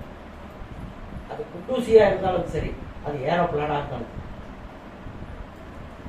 Excellence in every activity must be achieved. அதே மாதிரி எய்தர் பின் ஆர் பிளான். அதே மாதிரி தான் நீங்கள் அன்லஸ் அதர்வைஸ் ஹார்ட் ஒர்க் இல்லாமல் உங்களுக்கு ஒன்றுமே தானே வராது. ஒரு லேசினஸ் இருக்கணும்னா அதுக்கு யாராவது தப்பாக அடிச்சுக்காதீங்க. லேசினஸ் இருக்கணும்னா கவர்மெண்ட் வேலை பார்க்கலாம். சோம்பேறிகளுக்கு பொருத்தமான வேலை கவர்மெண்ட். அதை சொல்லுவாங்க. அதனால் அதுவுமே அது எவ்வளோ தூரம் சரியாக சரியில்லையோ அதை அப்படி ஒரு ப்ராப்ளம் மக்கள் மத்தியில் புழங்கிட்டு இருக்கு. கவர்மெண்ட் வேலைக்கு நீங்கள் வேலை செய்யலைங்கிறதுக்காக சம்பளத்தை கட் பண்ண முடியாது, வேலையை விட்டு டிஸ்கஸ் பண்ண முடியாது. அதாவது ஒரு தாலுக்கா ஆஃபீஸர் வேலை பார்க்குறேன்னு சொல்கிறேன், என்னை பிரதம மந்திரி மோடியே நினைத்தாலே என்னை டிஸ்மிஸ் பண்ண முடியாது, வேலை சஸ்பெண்ட் பண்ணலாம். யாரு அதனால் அதை பற்றி ஒன்றும் அவ்வளவு கேரண்டி சாப்பிடுது. ஆனால் அதே ப்ரைவேட் கம்பெனியில் கிடையாது. ப்ரைவேட் கம்பெனி கிடையாது. ஆனால் ப்ரைவேட் கம்பெனியில் உங்களுக்கு இன்னைக்கு ப்ரைவேட் கம்பெனியில் இப்போ இந்திரா நோய்க்கு சம்பளம் மாதம் 1000 கோடி. அமெரிக்காவுடைய பெரிய கம்பெனியோடைய மேனேஜிங் டைரக்டர். அதே மாதிரி இங்கே நீங்கள் பேப்பரில் விளம்பரம் பண்ண பார்த்தீங்கன்னா தெரியும், ஒரு மெடிசன் கம்பெனி ஒரு சிஇஓவை அப்பாயின்ட் பண்ணிருக்காங்க. அவர் இன்சார்ஜ் எடுக்கிற போது அந்த மெடிக்கல் கம்பெனியுடைய டர்ன் ஓவர் 100 கோடி. அவர் 5 ஆண்டுகளில் அந்த மெடிக்கல் கம்பெனியோட டர்ன் ஓவர் 4000 கோடியை கொண்டு வர்றார். அப்போ அவர் என்ன சொல்றாருன்னா, ப்ராஃபிட்ல 1% எனக்கு கொடுங்க, சம்பளம் ப்ளஸ் ப்ராஃபிட் 1%. 4000 கோடி லாபம் வந்து வச்சுக்கானது ஒரு 4000 கோடிக்கு ஒரு 400 கோடி லாபம் வந்தால் 1% ஆச்சு, 40 கோடி ஆச்சு. ஆக இப்படிலாம் நிறைய இருக்கும். நீங்கள் சாதாரணமான கம்பெனியில் எக்ஸ்போர்ட் கம்பெனியில் வேலை வாங்குறவங்களும் லைன் ஏஜென்ட்டாக போகிறவங்களுக்கும் அவங்களுக்கு கமிஷன் 3 பைசா, ஏஜென்ட்டுக்கு கூட 3 பைசா 5 பைசா இந்த மாதிரி கிடைச்சது. ஆக நம்ம போல் கற்பவங்க 5 பைசா லாபம் இதாக சம்பளமாகவே வாங்க. அது என்ன சொல்லணும், நீங்கள் அதை செய்யணும், அதுதான் கஷ்டம். போனால் நம்ம கையில் ஸ்டாக் 100 கோடிக்கு இருக்குன்னா அவன் ஆரம்பிச்சு பவானி ஈரோட்டில் ஆரம்பிச்சு டெல்லி போயிட்டு வரதுக்குள்ள அந்த 100 கோடி ரூபா பொருளை விற்றுட்டு வராங்கல்ல. வழி 30 நாள் 100 கோடி நம்ம வந்துடுது இல்லை. அந்த பவர் வேணும். அதுக்கு அந்த பவர் எப்படி பெறது? அந்த மார்க்கெட்டிங் பவர் வந்து காலத்தால் தான் வரும், ஒரே நாள் வராது.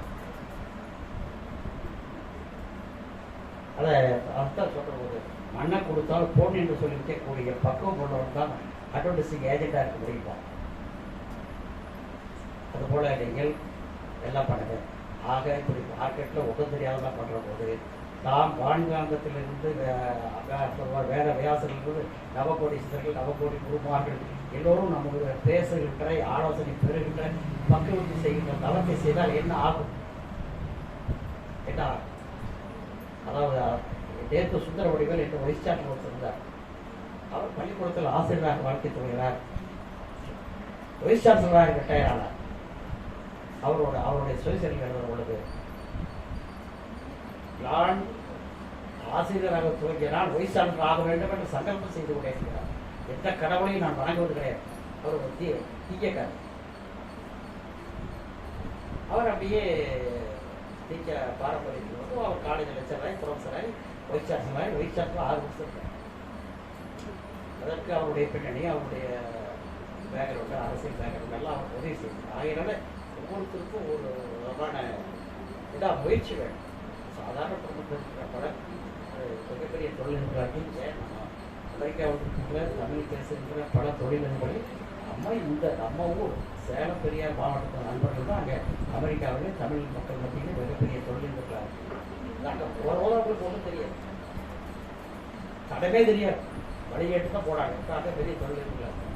காரணம் என்னவென்றால் அவர்கள் போட வந்தாலே டெடிக்கேட்டடாக சர்வீஸ் பண்ண, டெடிக்கேட்டடாக உழைக்கிறோம். கம்ப்யூட்டர் கம்பெனி இருக்கிற உலகத்தில் இருக்கிற 500 கம்ப்யூட்டர் கம்பெனியில் 300 பேர் இருக்கிறோம். சிஇஓ உலகம் போகிற 500 பெரிய கம்பெனிக்கு 300 பேர் இந்தியாக்காரன் தான் இருக்காங்கன்னா அவ்வளவு டெடிக்கேட்டட் சர்வீஸ், அவ்வளவு நேரங்காலம் பார்க்காம உழைக்கிற பக்குவம், மார்க்கெட்டிங் பவர், அதை செயல்களை எக்ஸிக்யூட் பண்ணுற பவர் இதெல்லாம் வச்சிருக்கிறா. அதனால் வந்து வேலை வரும், ஆர்டரே நடக்கும். ஆகையினாலே வந்து நீங்கள் எதையும் முடியாது என்பது கிடையாது. சின்சியராக முயற்சி பண்ணால் எல்லாம் வெற்றி கிடைக்கும். வெற்றி என்பது நாம் தேடி போக வேண்டியதில்லை. நீங்கள் சரியாக இருக்கும்போது வெற்றி உங்களை தேடி வரும். அதுதான் நம்ம கிருஷ்ணராஜ வானவராயர் சொல்வார், நீங்கள் கடவுளை பார்க்க போக வேண்டாம், கடவுள் நீங்கள் சரியாக இருந்தால் கடவுள் உங்களை பார்க்க வருவோம். வானவராயர் மகளைக்கு மருமகன் என்ன அவர் சொல் கூட்டத்தில் சொல்லுகின்ற கடவுளை பார்க்க போக வேண்டாம், கடவுள் உங்களை தேடி வருவார் அப்படின்னு சொல்லுவார். அவர் அதுக்கு மேலே என்ன சொன்னாலும் அவர் கூடுதல் சொற்களை அவருக்கு, நான் இங்கே வருகிறேன் என்றால் வானவராயர் கூடுதலைக்கு சங்கமேஸ்வரர் கோயிலுக்கு வந்திருக்கிறார் என்று சங்கமேஸ்வரர் சாமியிலே வாப்பா நீ நல்லது செய், தர்மம் செய், புண்ணியம் செய், சேவை செய் என்று பல்வேறு விதமான உயரிய சிந்தனைகளை சங்கமேஸ்வரர் எனக்கு அருளுகிறார். அந்த அளவுக்கு நான் சமூக சேவை செய்கிறேன். அதனால என்னை பாராட்டுகிறார்கள், சங்கமேஸ்வரன் பாராட்டுகிறார், சங்கமேஸ்வரர் என்னோடு இருக்கிறார், இந்த மாதிரிலாம் சொல்லுவாங்க. ஆகையினாலே நாம் சரியாக இருந்தால் நீங்கள் 4 மணிக்கு 5 மணிக்கு எதிர்த்து 6 மணிக்கு தவம் பண்ணால் வாழ்ந்தாங்க உங்களோடு கிடப்பதோடு நவகோடி சித்தர்களும் உங்களை தேடி வந்து ஆசீர்வாதம். நீங்கள் சொல்கிறது அழிக்காப்பு சாதாரணமாக இருக்கும். நீங்கள் அழிக்காப்பு சொன்னால் ஒரு சின்ன பிரச்சனையோடு சொல்கிறதுக்கு அது சாதாரண, அது ஆக்சுவலாகவே அது வந்து ஒரு அழிக்காப்புங்கிற வார்த்தை அந்த வேத வியாசன காலத்தில் சமஸ்கிருதத்தில் சொல்ல போட்ட வார்த்தையுடைய டிரான்ஸ்லேஷன் தான் தமிழ். சமஸ்கிருதத்தில் ஐயருக்கு சொல்லுவாங்க, நாம் வந்து தமிழ் சொல்கிறேன். அழிக்காப்பு மட்டும் சொன்னீங்கன்னா நீங்கள் மோட்டர் சைக்கிள் ஓட்டும் போதோ, கார் ஓட்டும் போதோ, பஸ் ஓட்டும் போதோ, செல்லும் இடம் அனைத்திலும் அழிக்காப்பு அமையமாக என்று சொல்லிவிட்டு சென்றால் அழிக்காப்பு என்பது ஒன்றுமில்லை, வாழ்ந்தாங்க உங்களுக்கு ஆசீர்வாதம் பண்ணவும் வழிநடத்தவும் இருக்கும் என்றால் உண்மையாகவும் வழிநடத்துவதாகவும் இருக்கும் என்பது அர்த்தம். அதனால செய்வடம் தெரிந்தச்சே சேரிடம் அறிந்து சேர என்பது போல எங்கள் மனவளக்கலை மண்டலத்தில் சேருங்கள், செய்வடம் தெரிந்து மனவளக்கலை என்ற அறிவுரை எப்படி காரியங்களை செய்யுங்கள். உங்கள் சிந்தனையை 2 தவம் செய்து தவத்தில் உங்களுக்கு புதிக்கின்ற உள்ளுணர்வு சிந்தனையின் மூலம் நீங்கள் குடும்ப வாழ்க்கையாக இருந்தாலும் சரி, பொருளாதார வாழ்க்கையாக இருந்தாலும், வியாபாரங்களாக இருந்தாலும் அந்த உள்ளுணர்வு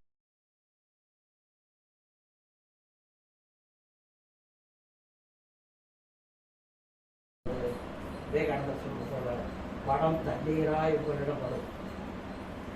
படம் உங்களுக்கு அளவற்ற செல்வமும் குறைவற்ற வாழ்க்கையும் உங்களுக்கு தானாக அமையும். அதற்கு நீங்கள் அளவற்ற முயற்சியெல்லாம் ஒன்றும் செய்ய வேண்டாம், தவம் மட்டும் செய்தால் போதும். ஆகிய தவம் சரியாக செய்து செய்கின்ற செயலில் நேர்மை, தூய்மை, பரோபகாரம் இருந்தால் நீங்கள் கட்டாயம் உங்களுக்கு அளவற்ற செல்வம் குறைவற்ற வாழ்க்கையும் அமையும் என்று கூறி இந்த சிறுவப்படை மன்றமும் சிறுவப்படத்து மன்றம் சார்ந்த அன்பர்கள் நண்பர்கள் அனைவரும் அளவற்ற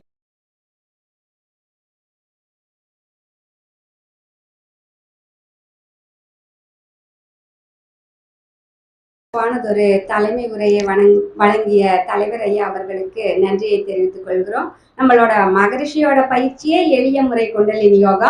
அதையே எளிமையா எந்த ஃபார்மாலிட்டியும் இல்லை, காலையில தூங்கி எந்திரிச்சோடனே நீங்க செஞ்சாவே போதும் அப்படின்னு எளிமையா ஏன்னா பாமரர்களுக்கும் புரியுற மாதிரி ஒரு தத்துவத்தை நமக்கு சொல்லியிருக்காங்க. அது ஐயா இன்னும் எளிமைப்படுத்தி நமக்கு சொல்லியிருக்காங்க. மிக்க நன்றி ஐயா. அடுத்ததாக முக்கியமான நிகழ்வாக இன்றைக்கு சிறப்பு சிந்தனை விருந்து வழங்குவதற்காக ஈரோட்டிலிருந்து பேராசிரியர் எம் கோவிந்தராஜ் ஐயா அவர்கள் நமக்கு சிறப்புரை வழங்க இருக்கிறார்கள். ஐயா நமக்கு மிகவும் பரிச்சயமானவர். எப்போதும் அடிக்கடி நமக்கு மன்றங்களுக்கு மௌனம் நடத்தி கொடுப்பார். அதே மாதிரி சிந்தனை விருந்தும் வழங்கி இருக்கிறார். அப்படிப்பட்ட ஐயா அவர்களை நம் அனைவரின் சார்பாகவும் வாழ்க வளமுடன் என்று வாழ்த்தி சிறப்புரை வழங்குமாறு அன்புடன் அழைக்கிறோம். வாழ்க வளமுடன்.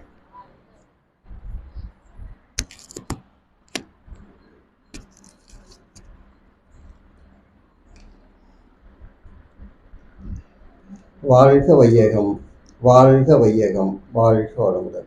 குரு வாழ்க, குருவே துணை, குரு திருவடி சரணம். இந்த சிலுவம்பாளையம் தவ மையம் இங்கே தொடங்கி இருக்கிறது இந்த கிராம மக்கள் எல்லாம் பயன்பெற வேண்டும் என்று.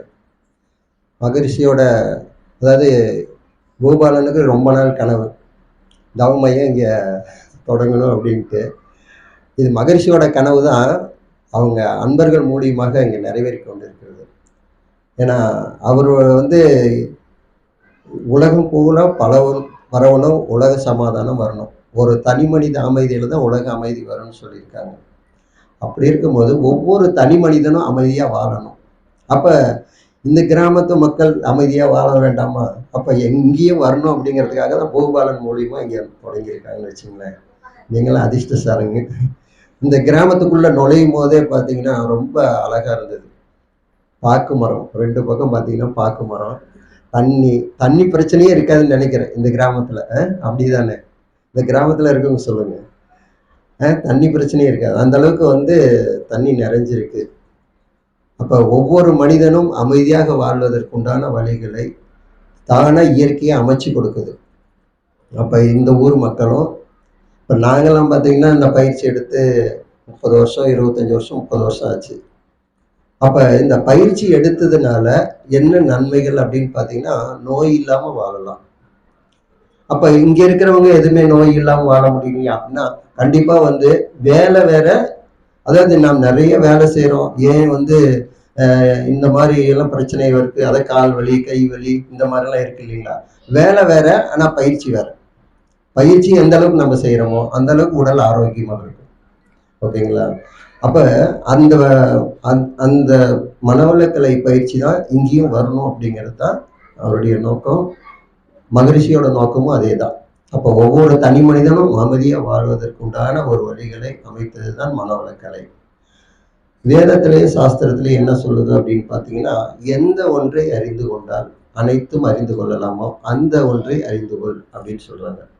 அப்போ எல்லாம் டோட்டலாக எல்லாத்தையும் தெரிஞ்சுக்கணும் அப்படின்னா எதை தெரிஞ்சுக்கிறது அப்படின்னா அது கொடுக்குற ஒரு சொல்யூஷன் என்னன்னா மனவளக்கலையில்.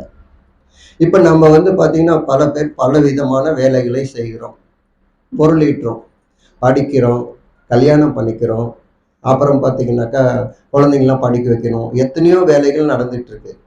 ஆனால் எவ்வளவோ நம்ம பணம் சம்பாதிச்சாலும் எந்த மாதிரி ஒரு வாழ்க்கை வாழ்ந்தாலும் வசதியாக வாழ்கிறோமோ வசதி இல்லாமல் வாழ்கிறோமோ அது ரெண்டாவது. ஆனால் எதுக்காக நம்ம ஒவ்வொரு செயல்களையும் செய்து கொண்டிருக்கிறோம் அப்படின்னு பார்த்தீங்கன்னா நம்மளுடைய நோக்கம் ஒரே நோக்கம் தாங்க. என்ன நோக்கம் தெரியுமா? சந்தோஷமா வாழணும். அதுதானே.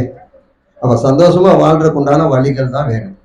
அப்போ அதுக்குண்டான வழிகளை அமைச்சு கொடுத்தது மனவளக்கலை, மனதை வளப்படுத்தும் கலை. இதை மகரிஷி அவங்க வாழ்க்கை வள கல்வி தான் இது. சொல்ல போனா வாழ்க்கைக்கு என்ன தேவையோ அதுக்குண்டான ஒரு வழிகளை அமைக்குது. ஏன் மனவள கலைன்னு வச்சாங்க அப்படின்னு பார்த்தா உடல் நலத்துக்காகவும் செய்யறோம் இல்லையா, உடல் வள கலைன்னு வைக்கலாமே அப்படின்னா அப்படி கணக்கு இல்லைங்க. அதாவது உடலையும் மனதை சார்ந்துதான் உடலே இருக்கு. உடலை நீங்க கழிச்சிட்டீங்கன்னா ரமண மகரி சொல்லும் போது சொல்றாரு, நீங்க உடலை மனசை நீங்க இல்லாம பண்ணிட்டீங்க அப்படின்னா மனதில் எண்ணங்கள் இல்லாத நிலையில போச்சு அப்படின்னா இந்த உலகம் இருக்கிறது தெரியாதுங்கிறாரு. ஓகேங்களா? அப்ப இந்த உலகத்தை காட்டுறது எதுன்னு பார்த்தீங்கன்னா உங்க மனசு தான். உங்க உடலை காட்டுறதும் மனசு தான். அப்போ மனதை வந்து செம்மைப்படுத்திட்டா எல்லாமே சரியாக போகும் அப்படிங்கிறது தான். அப்போ மனதை எப்படி செம்மைப்படுத்துறது? அப்போ மனதுக்கு வந்து என்னென்ன பயிற்சி கொடுக்கலாம்? ஃபஸ்ட்டு இந்த மனதுக்கு வந்து ஃபஸ்ட்டு உடலுக்கு உண்டான பயிற்சி. இங்கே மனவளக்கலையில் என்னென்ன பயிற்சி கொடுக்குறாங்க அப்படின்னு பார்த்தா 8 வயசுலேருந்து 80 வயசு ஆளுங்களும் செய்யக்கூடிய ஒரு எளிமையான உடற்பயிற்சி தான் கொடுக்குறாங்க. அப்போ நோய் இல்லாமல் வாழ்வதற்கு உடற்பயிற்சி, அப்புறம் 5 அளவு முறை, இதெல்லாம் கொஞ்சம் விளக்கம் நிறைய கிடைக்கும் நமக்கு. அப்போ உடல் ஆரோக்கியமாக இருக்க, இப்போ கை பயிற்சி செய்கிறோம், கை பயிற்சி மட்டும் போதுமா அப்படின்னா, சில பேர் எனக்கு கை வலிக்குதுங்க, கை பயிற்சி மட்டும் எனக்கு போதுங்க அப்படிங்கிறாங்க. அப்போ மற்றதெல்லாம் இப்போ கால் வேண்டாமா உங்களுக்கு? அப்புறம் பார்த்தீங்கன்னாக்கா கழுத்து, அந்த உடலில் இருக்கிற நாடி நரம்புகள் எல்லாமே வேலை செய்கிற மாதிரி. அப்புறம் பார்த்தீங்கன்னா ஐயா சொன்ன மாதிரி சுகரு, இன்னைக்கு வந்து 35 வயசு 40 வயசுலேயே பார்த்தீங்கன்னா எல்லாமே சுகரு. 25 வயசு என் ஃப்ரெண்டுக்கே இருக்குது. அப்போ அந்த மாதிரிலாம் வந்து சுகர் வந்து எல்லாத்துக்குமே வருது. அப்போ பயிற்சி செய்யும் போது அதில் இருந்து நம்ம விடுபட முடியுதுன்னு வச்சுங்களேன். நோய் இல்லாமல் வாழலாம். அப்போ நோய் இல்லாமல் வாழ்றது நம்ம சந்தோஷமா இருக்குன்னு வச்சுங்களேன்.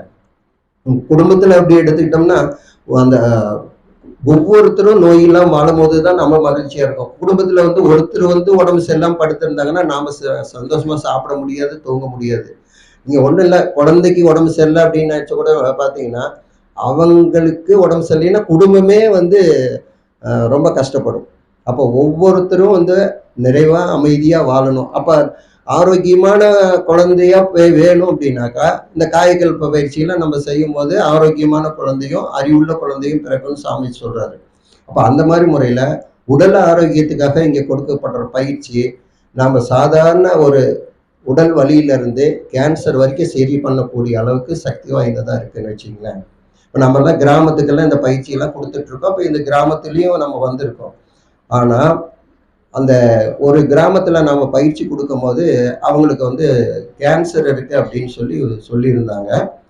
ஆனால் அந்த கேன்சர் வந்து சரியாகிறதுக்கு டாக்டர்கிட்ட போகும்போது அது கொஞ்சம் கஷ்டம்தான், முடியாது இப்போதைக்கு.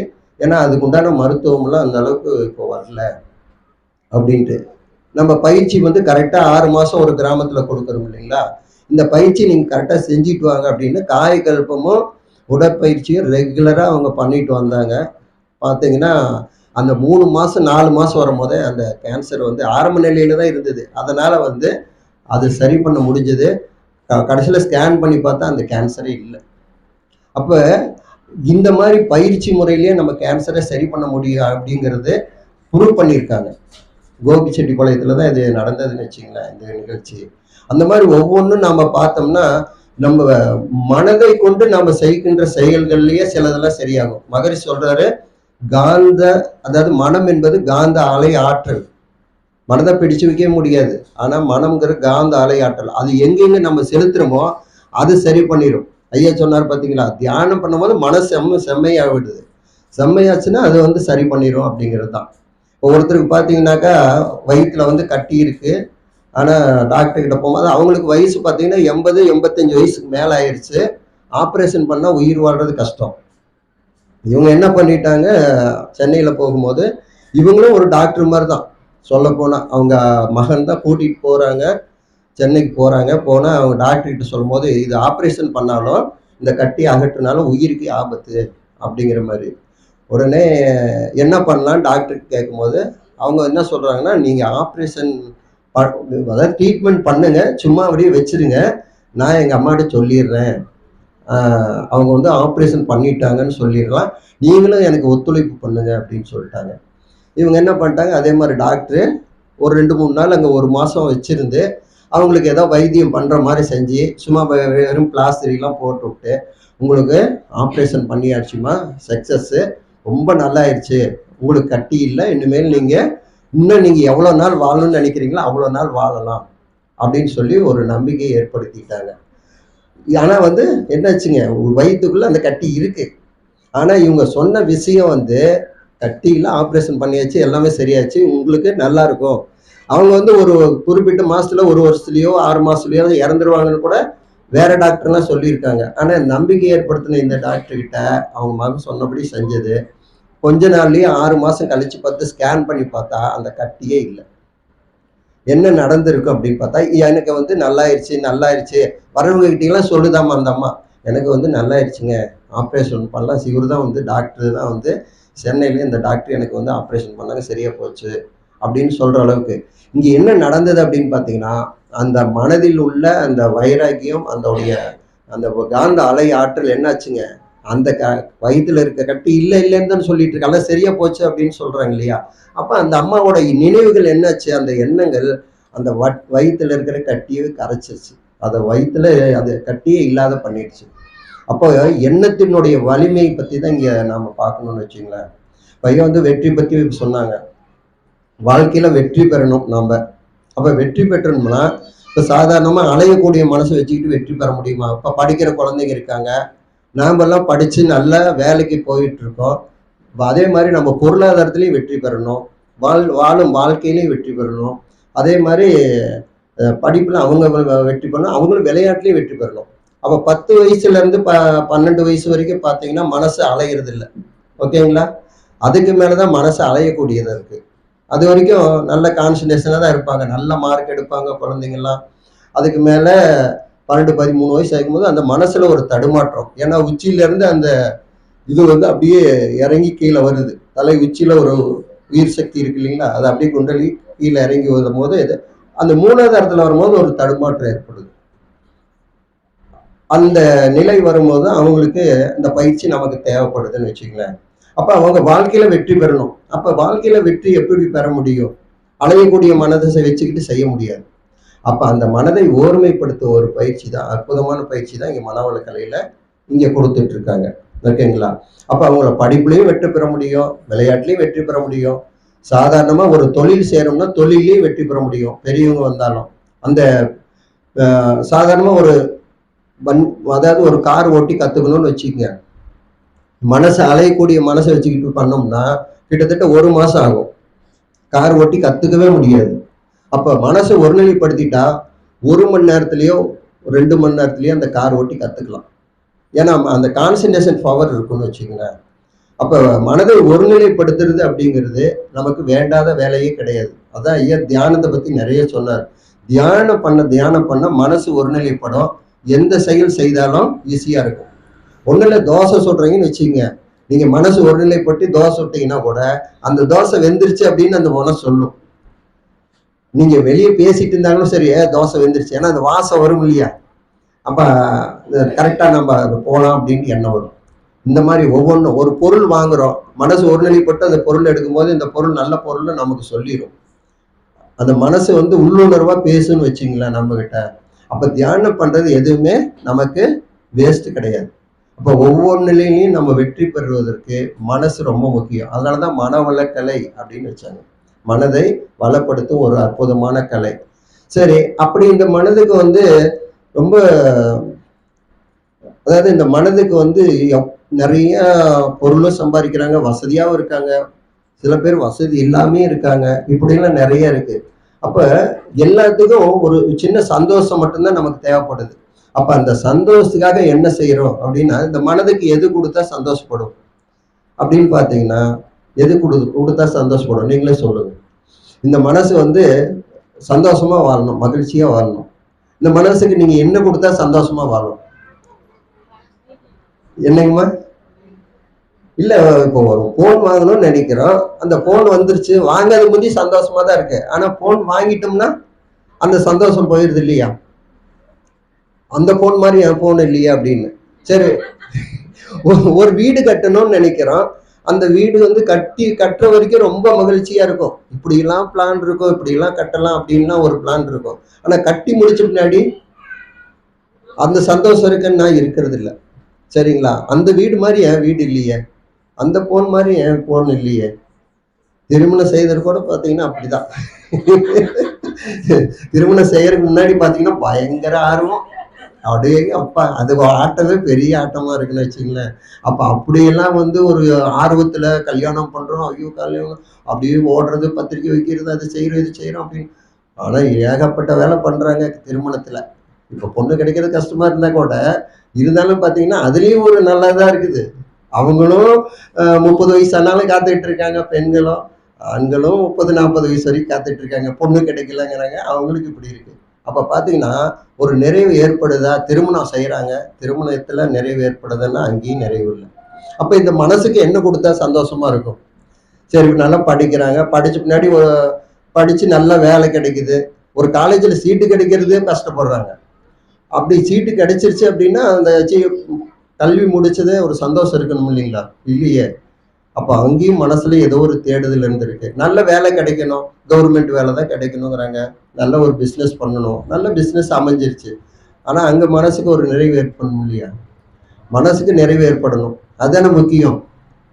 அப்போ எது கொடுத்தா இந்த மனசுக்கு நிறைவு ஏற்படும்? இதெல்லாம் உங்ககிட்டயும் ஒப்படைச்சிடுறேன். ஏன்னா நீங்கள் உண்மையாலுமே நம்ம வாழும் வாழ்க்கை வந்து சரியான வாழ்க்கை வாழ்கிறோமா அப்படின்னு. இப்போ ஐயா சொல்ல மாதிரி இந்த இந்த சமுதாயத்தில் எல்லாமே நடந்து கொண்டே தான் இருக்குது. அதாவது ஏற்றத்தாழ்வு, அப்புறம் உயர்வு தாழ்வு, இந்த மாதிரி, அப்புறம் பார்த்தீங்கன்னா இகழ்வு, மகிழ்ச்சி, துன்பம், இந்த மாறி மாறி வந்துக்கிட்டே தான் இருக்குது. ஒரு கட்டத்தில் பார்த்தா சந்தோஷமா இருக்கிற மாதிரி இருக்கும், இன்னொரு கட்டத்தில் இல்லாத மாதிரி இருக்கு. அப்போ இத்தனையும் எது நடந்தாலும் ஏற்றுக்கொள்ளும் மனப்பக்குவம். அந்த ஏற்றுக்கொள்ளும் மனப்பக்குவத்தை கொடுப்பது எதுனா மனவளக்கலை மன்றம். அப்போ எந்த நிலையிலும் வாழக்கூடிய பக்குவம். இப்போ நம்ம குழந்தைய வளர்த்துறோம், ஆளாக்குறோம், படிச்சு வச்சு அதை கல்யாணம் பண்ணி கொடுக்குறோம். அந்த குழந்தை எப்படிலாம் பாசமா வளர்த்துருப்பாங்க. ஒரு ஆண் பிள்ளையா இருந்தாலும் சரி, பெண் பிள்ளைங்களும் முக்கியமா வச்சுக்கலாமே. அதை ஒரு இடத்துல கல்யாணம் பண்ணி கொடுத்து அது போய் சந்தோஷமா வாழணும். அங்க பாத்தீங்கன்னா ஒருத்தர் மாதிரி அங்க 4 பேர் இருப்பாங்க. அப்ப 4 பேர் 4 விதமா தான் இருப்பாங்க. இந்த 4 பேரையும் சமாளிச்சு வாழ்ற பக்குவம் அந்த குழந்தைக்கு வேணும். இந்த 4 பேரையும் சமாளிச்சு வாழ்ற பக்குவத்தை கொடுக்கறது எதுன்னு பார்த்தீங்கன்னா மனவளக்கலை தான். மனவளக்கலையில இருக்கிறவங்க எந்த குடும்பத்துல எங்க போனாலும், எந்த நாட்டுக்கு போனாலும் அவங்க தன்னையும் சமாளிக்க தெரியும், குடும்பத்தையும் சமாளிக்க தெரியும். ஏன்னா அந்த அளவுக்கு அவங்க மனதை வந்து வலிமைப்படுத்திக்கிறாங்க. எது நடந்தாலும் ஏற்றுக்கொள்ளும் மனப்பக்குவம். அதை கொடுக்கறது எதுன்னு பார்த்தீங்கன்னா மனவளக்கலை தான். சரிங்களா? அப்போ இந்த நிலையில வாழக்கூடிய ஒரு பயிற்சி தான் நாம் இங்கே பயிற்சி எடுத்துட்டு இருக்கோம். இந்த வாழ்க்கையை பற்றி புரிதல், அதே மாதிரி தொழிலை பற்றி புரிதல். நீங்கள் அதாவது அந்த புக்கு, அதாவது ஞானம் வாழ்வுன்னு ஒரு புக் இருக்கு. அந்த புக்கில் பார்த்தீங்கன்னா அது சும்மா 4 பக்கம் 5 பக்கம் தான் ஒவ்வொரு இதுலேயும் இருக்கும் தலைப்பு. ஆனால் அது படிக்கும் போது வாழ்வின் நோக்கத்திலிருந்து இருக்கும். அதே மாதிரி பொருளாதாரத்துலையும் இருக்கும். பொருளாதாரத்தில் எப்படி முன்னேறுவது, வாழ்க்கையில் எப்படி வாழ்றது அப்படின்னு சொல்லிட்டு சிம்பிளாக தான் போட்டிருப்பாரு. கவிதை மட்டும் கிட்டத்தட்ட ஏகப்பட்ட கவிதை இருக்கும். இப்போ எத்தனையோ பேர் பார்த்தீங்கன்னாக்கா நிறைய படிச்சுட்டு அது இது பண்ணிட்டு இருப்பாங்க. ஆனால் இன்னைக்கு இங்கே மனவளக்கலையில் என்ன நடந்துட்டு இருக்கு அப்படின்னா 3வது தான் படிச்சிருக்காரு சாமிஜி. அவர் எழுதின கவிதையை எடுத்து அவர் பாடம் நடத்துகிற பாடத்தை எடுத்து இன்னைக்கு எம்ஃபில்லாம் பண்ணிட்டு இருக்காங்க. டிப்ளமோ, எம்ஏ, பிஏ எல்லாமே பண்ணிட்டு இருக்காங்க. இன்னைக்கு பல்கலைக்கழகத்திலையும் எடுத்து அதை நடத்திட்டு இருக்காங்க. பாரதியார்ல இருந்து பாரதிதாசன் எல்லாத்துலேயும் நடந்துட்டு இருக்கு. இத்தனை கல்வி, இத்தனை உலகம் பூரா பரவி இருக்குன்னு வச்சுக்கலேன். அப்ப படிக்காத ஒரு பாமர ஒரு தத்துவ ஞானி அப்படின்னு சொல்லக்கூடிய ஒரு 3வது தான் படிச்சவரு, அவர் எழுதின புத்தகங்களுக்கு இன்னைக்கு எம்பில் பண்ணிட்டு இருக்காங்க அப்படின்னா அப்ப எந்த அளவுக்கு அவருடைய அந்த தத்துவங்களும் அந்த பொருளும் அடங்கி இருக்குன்னு வச்சுக்கோங்க. வாழ்க்கைக்கு தேவையான பொருள்கள் தான் எல்லாமே, அந்த தத்துவங்கள் நிறைஞ்சிருக்கு. அப்ப அந்த மாதிரி நிலையில இந்த மனவளக்கலை உடலை மட்டுமல்ல மனதையும் சரிப்படுத்துறது. விவேகானந்தர் சொல்றது பார்த்தீங்கன்னா, ஐயா சொன்னாரு, நம்ம வந்து சரியான முறையில இயங்கணும் அப்படின்னா பணம் வந்து நம்ம காலடியில வந்து கொட்டும்பாங்க. அதே மாதிரிதான் ரமண மகரிஷி அப்படிதான். நீங்க எப்பவுமே தெய்வ நிலைக்காக நீங்க தேடி அலைய வேண்டியதில்லை, உங்களுக்குள்ளேயே நிறைஞ்சிருக்கு அந்த பரம்பொருள் அப்படின்னு சொல்றாங்க.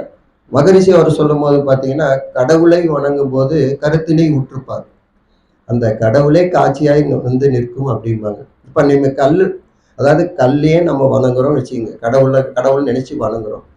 ஆனா அங்க வந்து முன்னாடி நிக்கிறது எதுன்னு பார்த்தீங்கன்னா, அந்த கடவுளை வணங்கணும்னு நினைக்கிறோம். அப்ப அந்த கருத்து தான் முன்னாடி வந்து நிக்குது. ஓகேங்களா? அப்ப உங்களுக்கு முன்னாடி உங்க கருத்து போயிருது. நீங்க கடவுளை வணங்கிட்டு நீங்க வீட்டுக்கு வந்தா கூட உங்க கருத்து உங்களை விட்டு விலகிறதே இல்லை. அந்த கல்லு கூட விலகி போயிடும், ஏன்னா அது கோயிலே இருந்துக்குது. ஆனா உங்க கருத்து உங்க கூட தான் இருக்குது. அதை வணங்கின கருத்து அதான் கடவுளை வணங்கும் போது கருத்தினை உற்றுப்பார், அந்த கருத்தே கடவுளாய் நிற்கும் காட்சியை காண்பாய்பாங்க. அப்ப கருத்தே கடவுளாய் பார்க்குற பக்குவம் எங்க கிடைக்குது அப்படின்னு பார்த்தீங்கன்னா மனவளக்கலையில கிடைக்குது. இப்போ ஒருத்தருக்கு உடம்பு சரியில்லை, ரொம்ப பார்க்குறாங்க, அப்போ அவங்க அங்கே பார்த்தீங்கன்னா எதுவுமே ஒரு ஒரு சிலை வடிவிலேயே எதுவுமே இல்லை. ஆனால் மனசுல நினைக்கிறோம் பார்த்தீங்களா, நம்ம என்னைக்கோ எங்கேயோ ஒரு கோயிலுக்கு போயிருப்போம், ஏதோ ஒன்று பண்ணியிருப்போம், ஆனால் நம்ம மனசுல நினைக்கிறோம் இல்லையா இது நல்லாகட்டும் அப்படின்ட்டு. அப்போ அந்த எண்ணமே வந்து அதை சரி பண்ணணும்னு வச்சுங்களேன். எண்ணத்துக்கு எப்பயுமே ஆற்றல் அதிகங்க. நீங்க என்ன எண்றீங்களோ, இப்போ எண்ணங்கள் அப்படின்னு எண்ணம் ஆராய்தல் ஆராய்ச்சிக்கு சொல்லுவாங்க, பயிற்சி சொல்லி தராங்க, அகத்தாய்வு பயிற்சின்னு. அகம்னா மனசு. அப்போ எண்ணத்தை ஏன் ஆராய்ச்சி பண்ணணும் அப்படின்னா, எண்ணம் வந்து நிறைய வந்துகிட்டே இருக்கும். அந்த எண்ணத்தை வந்து நமக்கு தேவையான எண்ணங்களை மட்டும் எடுத்துக்கிட்டு நம்ம வாழ்க்கையில அப்ளை பண்ணோம்னா கண்டிப்பா நடக்கும். நிறைய எண்ணங்கள் வரும்போது அத்தனையும் நிறைவேற்றுறது அப்படிங்கிறது கஷ்டம். அதனாலதான் எண்ணம் ஆராய்தலுக்கு முக்கியமான பயிற்சி கொடுத்துருக்காங்க. அதுக்கு வந்து மனசை ஒருநிலைப்படுத்தி நமக்கு தேவையானது என்ன, நம்ம வாழ்க்கைக்கு உயர்த்தக்கூடியது என்ன. ஒண்ணு இல்லை, நமக்கு வறுமை இருக்குன்னு வச்சுக்கோங்க, இந்த வறுமை நமக்கு போகணும், அதுதானே. பணம் நிறைய வேணும், வறுமை போகணும். இப்போ பணம் நிறைய வர்றதுக்கு உண்டான வழிகளை பார்க்கணும். இப்போ நடுவுல நம்ம சந்தோஷமா வாழணும், அதான் நான் முன்னாடி சொன்னோம் இல்லைங்களா. இந்த சந்தோஷமா மகிழ்ச்சியா வாழ்றது நடுவுல ஒரு கோடு போட்டுங்க, சுத்தி ஒரு வட்டம் போட்டுங்க, அந்த வட்டத்துல இருந்து கோடு போட்டுங்க. இந்த சந்தோஷமா வாழ்றதுக்கு என்னென்ன வழிகள், வறுமை போவதற்கு என்னென்ன வழிகள் அப்படின்னா, பணம் அதிகமா செலவு தேவைப்படும், அப்ப வருமானம் ஜாஸ்தி சம்பாதிக்கணும், அதுக்கு என்ன வழிகள், இதுல இந்த மாதிரி வியாபாரம் பண்ணா இவ்வளவு பணம் வரும், இதெல்லாம் நம்ம திட்டமிடல் வந்து அதுக்கு தானாவே நடக்குங்க. அப்புறம் நம்ம செலவுகள், தேவையில்லாத செலவுகள் எத்தனை செய்யறோம், அப்ப அது எப்படி குறைக்கலாம். சில பேர் பார்த்தீங்கன்னா காரு சும்மாவே வச்சிருப்பாங்க, ஆனா அதுக்கு வருஷத்துக்கு 20,000 இது பண்ணிட்டு இருப்பாங்க. அப்ப அது அனாவசியமான செலவு. பணம் இருந்து செலவு பண்ணா பிரச்சனை இல்லைங்க, ஆனா பணம் இல்லாம அதுக்காக செலவு பண்ணாங்க, அது வந்து தொந்தரவு. இந்த மாதிரி திட்டமிடல்ல வந்து மனவள கலையில எண்ணம் ஆராய்தல்ல இதெல்லாம் வரும்னு வச்சுங்களேன். அப்ப நமக்கு என்னென்ன திட்டம், அதே மாதிரி ஆசைகளை எப்படி சீரமைச்சுக்கிறது. இப்போ வறுமை போக்குறது இதெல்லாம் சொல்லும் போது நம்ம இப்போ வீட்டில் வந்து 10 பேர் இருக்காங்க அப்படின்னா அதில் வருமானம் வர்றது எவ்வளவு, இதெல்லாம் நம்ம திட்டமிடல் இருக்குன்னு வச்சுங்களேன். அப்போ ஒவ்வொன்றும் நம்ம செலவுகள் வந்து கம்மி பண்ணணும், இன்னொன்று வருமானத்தை அதிகப்படுத்தணும். அப்போ இந்த மாதிரி நிறைய இன்னும் புது ஏதாவது திட்டங்கள் இருந்தால் அதை செயல்படுத்துறதுக்கு அந்த மாதிரி ஒரு ஐடியா பண்ணிகிட்டே இருக்கலாம். அந்த மாதிரி திட்டமிடல் வச்சு நம்ம பயிற்சி பண்ணலாம். நம்ம முக்கியமாக வந்து வறுமை போகணும், இதை மையமாக வச்சு தான் நம்ம செயல்படுத்தணும்னு வச்சுங்களேன். அதே மாதிரி மகிழ்ச்சியாக வாழணும், இதை மையமாக வச்சுக்கணும். நம்ம என்ன செயல் செய்தாலும் சரிங்க, நடுவில் சந்தோஷமாக இருக்கணும். குழந்தைங்களும் பார்த்தீங்கன்னா என்ன செஞ்சாலும் சரி, நீங்கள் அடித்தா கூட கொஞ்ச நேரம் அழுகும், அப்புறம் அது பற்றி சந்தோஷமாக இருக்கும். அந்த மாதிரி நம்மளுடைய சந்தோஷம்தான் முக்கியம், சரிங்களா. அப்போ அந்த மாதிரி வாழ்றது. இன்னொன்று ரெண்டாவது, இந்த பயிற்சியில் வந்து அதாவது அகத்தாய்வு பயிற்சி, எண்ணம் ஆராய்தல், ஆசை சீரமைத்தல் கொடுக்குறாங்க. அந்த ஆசையை சீரமைக்காம அமைதி நமக்கு வரவே வராது. நம்ம அமைதியா வாழணும்னு நினைக்கிறோம், அப்ப அமைதியா வாழ்றதுக்கு என்ன அப்படின்னு பார்த்தீங்கன்னா ஆசை சீரமைக்கணும். ஆசை சீரமைக்காம நிறைய ஆசைகளை வச்சுட்டு எப்படி அமைதியா வாழ முடியும், கண்டிப்பா அமைதியா வாழவே முடியாது. அப்போ ஒவ்வொரு ஆசைகளும் நமக்கு தேவையான ஆசைகளை வச்சுக்கிட்டா அதை நிறைவேற்றுறது ரொம்ப ஈஸியா இருக்குன்னு வச்சுங்களேன். அப்ப அந்த மாதிரி முறையில எண்ணம் ஆராய்தல், ஆசை சீரமைத்தல், சினம் தவிர்த்தல், அதே மாதிரி கவலை ஒழித்தல், இந்த மாதிரி பயிற்சிகள்லாம் அகத்தாய்வு பயிற்சி, மனதுக்கு உண்டான பயிற்சிகளை இங்க கொடுத்துட்டு இருக்கோம். அப்ப இதெல்லாம் நீங்க கத்துக்கணும், கத்துக்கிட்டு தான் நம்ம செயல்படுத்த முடியும்னு வச்சுங்களேன். அப்ப வாழும் பக்குவத்தை கொடுக்கறது இதே தான். அதாவது பிறப்பு முதல்ல மரணம் வரைக்கும் எப்படி நிச்சயமா இருக்கு எல்லாத்துக்கும். இந்த உடம்புல எதுவுமே நாம செஞ்சது இல்லை, ஓகேங்களா. உங்க உடம்புல நீங்க செஞ்சது ஏதாவது இருக்குன்னா பாருங்க, ஒண்ணுமே இல்லை. தலை உச்சந்தலையில இருந்து உள்ளங்கால் வரைக்கும். இந்த கண்ணை நாம செஞ்சோமா, கண்ணு இமைகளை நாம செஞ்சோமா, இதையெல்லாம் எதுவுமே நாம செய்யல. எல்லாமே இறைவனுடைய தன்மாற்றம் தான். இறைவனே தான் தன்மாற்றம் அடைஞ்சு எல்லாமா இருக்கு. அப்படி இருக்கும்போது நம்ம எதுவுமே இந்த உடம்புல செஞ்சதில்லை. இதயத்தை நாம செஞ்சோமா, நுரையீரலை நாம செஞ்சோமா, ஒண்ணுமே நாம செய்யலையே. அப்ப அது இயற்கையை தான் தன்மாற்றம் அடைஞ்சு எல்லா தோற்றங்களும் இயங்கி தோன்றி வாழ்ந்து மறைஞ்சிக்கிட்டே இருக்குன்னு வச்சுங்களேன். நம்ம பார்க்கறது இப்போ பார்த்தீங்கன்னா நம்ம குழந்தைய நம்ம அம்மாவோட கருவில் நம்ம இருந்தோம். அந்த கரு என்ற தோற்றம் வரைஞ்சுதான் அப்பாவோட உயிர் இணையுது. அப்போ வந்து இது குழந்தையா வளருது. அப்போ கரு வந்து மறைஞ்சிருச்சாங்க. ஓகேங்களா? குழந்தை இதுங்க மாறிட்டோம் நம்ம. அடுத்தது பார்த்தீங்கன்னா, குழந்தையா அம்மா வயிற்றுலேருந்து பிறக்கும் போது அப்போ குழந்தையா மாறணும். அப்போ கருங்கிறது அழிஞ்சு குழந்தையா வருது. ஒவ்வொரு தோற்றங்களும் மாறி மாறி தான் மறைஞ்சு வருது. அதான் சொல்றாங்க எல்லாமே மாற்றத்துக்கு உட்பட்டது அப்படின்ட்டு. அப்போ எல்லாம் மாறி இருக்கு. அப்போ குழந்தை என்ற தன்மை மாறும்போது வாலிபன் என்ற நிலை வருதுன்னு வச்சுங்களேன். அப்போ குழந்தையா இருந்தது யாரு? நீங்களே கேள்வி கேட்கலாம். அவங்கள ரமண மகரிஷி தான் இந்த கேள்வி கேட்கிறாரு. குழந்தையா இருந்தது யாரு? கருவா இருந்தது யாரு? எல்லாமே நீங்க தானே. ஒரு தாத்தா வந்து ஒரு போட்டோ எடுத்து பேரங்கிட்ட காமிச்சாராமா. அது ஒரு குழந்தை, அந்த தாத்தா வந்து குழந்தையா இருக்கும் போது இருந்த போட்டோ அந்த பேரங்கிட்ட காமிக்கும் போது இது யாரு தெரியுதா அப்படின்னு. இது பாப்பா அப்படின்னுச்சாம்மா. இல்ல அது நானு அப்படின்னா ஒத்துக்க மாட்டேன். என்னன்னா அது குழந்தை, அதனுடைய இது மாறிடுச்சுங்க. ஆனா இவருக்கு தாத்தாக்கு தெரியும் அது நான் தான்ட்டு. ஆனா இந்த குழந்தைக்கு வந்து அது பாப்பா தான் அப்படின்னு தான். இதுதான் உண்மைங்க. அந்த மாதிரி நம்மளுடைய தன்மை மாறிக்கொண்டே இருக்கு. ஒவ்வொரு நாளும் நம்ம உடம்புல இருந்து மாற்றத்தை ஏற்படுத்தி கொண்டே இருக்கு. நம்ம ரசாயன மாற்றத்தை ஏற்படுத்துது, உடம்புல வளர்ச்சியும் மாத்திக்கிட்டே இருக்கு. அப்ப வாலிபன் ஆகுறாங்க, வயோதிகம் வருது. வயோதிகமும் இந்த கண்ணுக்கு தெரியுது, நம்ம பார்க்குறோம். வயசாகி போச்சுன்னு நமக்கு தெரியுது. ஆனா அப்புறம் அந்த அந்த வயோதிகம் மறைஞ்சு கடைசியில் அதுவும் இல்லாமல் போயிடுது. அப்போ அப்போ இதெல்லாம் ஏற்றுக்கொள்ளும் மனப்பக்குவம் வந்து மனவளக்கலை கொடுக்குதுன்னு வச்சுங்களேன். எல்லாமே வர்றது போகிறது எல்லாமே இயற்கை தான். அப்போ இந்த நிலையில் வாழக்கூடிய ஒரு அற்புதமான ஒரு விஷயத்தை தான் மனவளக்கலை கொடுக்குது. அப்போ ஆரம்பத்திலேருந்து வளர்ப்பில் குழந்தைகளை கருவில் தொடங்கி காய்கள் பயிற்சியிலேருந்து வந்து அதே மாதிரி பிரம்மஞானம் இறைவன் யார் அப்படிங்கிற நிலையில் இந்த பயிற்சியை வந்து முடிக்கிறாங்கன்னு வச்சுங்களேன். இப்போ பிரம்மஞானம்ங்கிறது என்னன்னா எல்லா உயிர்களும் இறைவனுடைய படைப்பு தான். இப்போ நான் சொன்னேன் பார்த்தீங்களா, இப்போ எந்த ஒரு படைப்பும் தனியாக வந்ததே கிடையாது. இறைவனே தான் தன்மாற்றம் அடைஞ்சு எல்லாமே இருக்கு. தானே உலகாகி தனக்குள் தானடங்கி இருந்து அதில் இயக்கிட்டு இருக்கு. இப்போ உங்க உடம்பு வந்துருச்சு, இந்த உடம்பை இயக்கிறது யாரு அப்படின்னு பார்த்தீங்கன்னா உயிர். உடல் தான் அந்த உடலை இயக்கிறது உயிர். அந்த உயிர் வந்து பிரபஞ்சம் முழுசு நிறைஞ்சிருக்கு. பஞ்சபூத உடல்னு சொல்றோம் இல்லையா? அப்ப நிலமாக கெட்டி பொருளாக நம்ம உடலை, அப்புறம் ரத்தமாக நீர், இதெல்லாம் இருக்கு. அப்ப இந்த எந்த ஒரு சக்தி இந்த பிரபஞ்சத்தை இயக்கிட்டு இருக்கோ அதே சக்தி தான் நம்மையும் இயக்கி கொண்டிருக்கு. ஓகேங்களா? இதுல எந்த மாற்றமும் இல்லை. அதாவது ஒரு அம்மாவோட வயிற்றுல வந்து குழந்தை உருவாகிற மாதிரி இந்த பிரபஞ்சத்துக்குள்ள கோடான கோடி கோள்களும் நட்சத்திரங்களும் யாரு உருவாக்குறாங்க? எல்லாமே அது தன்னைத்தானே இயக்குது. அதனாலதான் இந்த கோடான கோடி கோள்களையும் ஜீவன்களையும் உருவாக்குனவங்கள தாய்க்கும் தாயானது அப்படின்னு சொல்லி ஒரு சித்தர் பாடியிருக்காங்க. தாய்க்கும் தாயாக விளங்கக்கூடியது இந்த பிரபஞ்சம். ஓகேங்களா?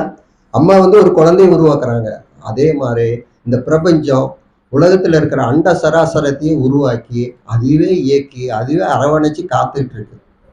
அதான் சொல்றாங்க. அப்ப தாய்க்கும் தாயாகுது. அதனாலதான் ஆதி பராசக்தியின் அம்சமாக பெண்கள் எல்லாம் பார்த்தாங்க. இவரு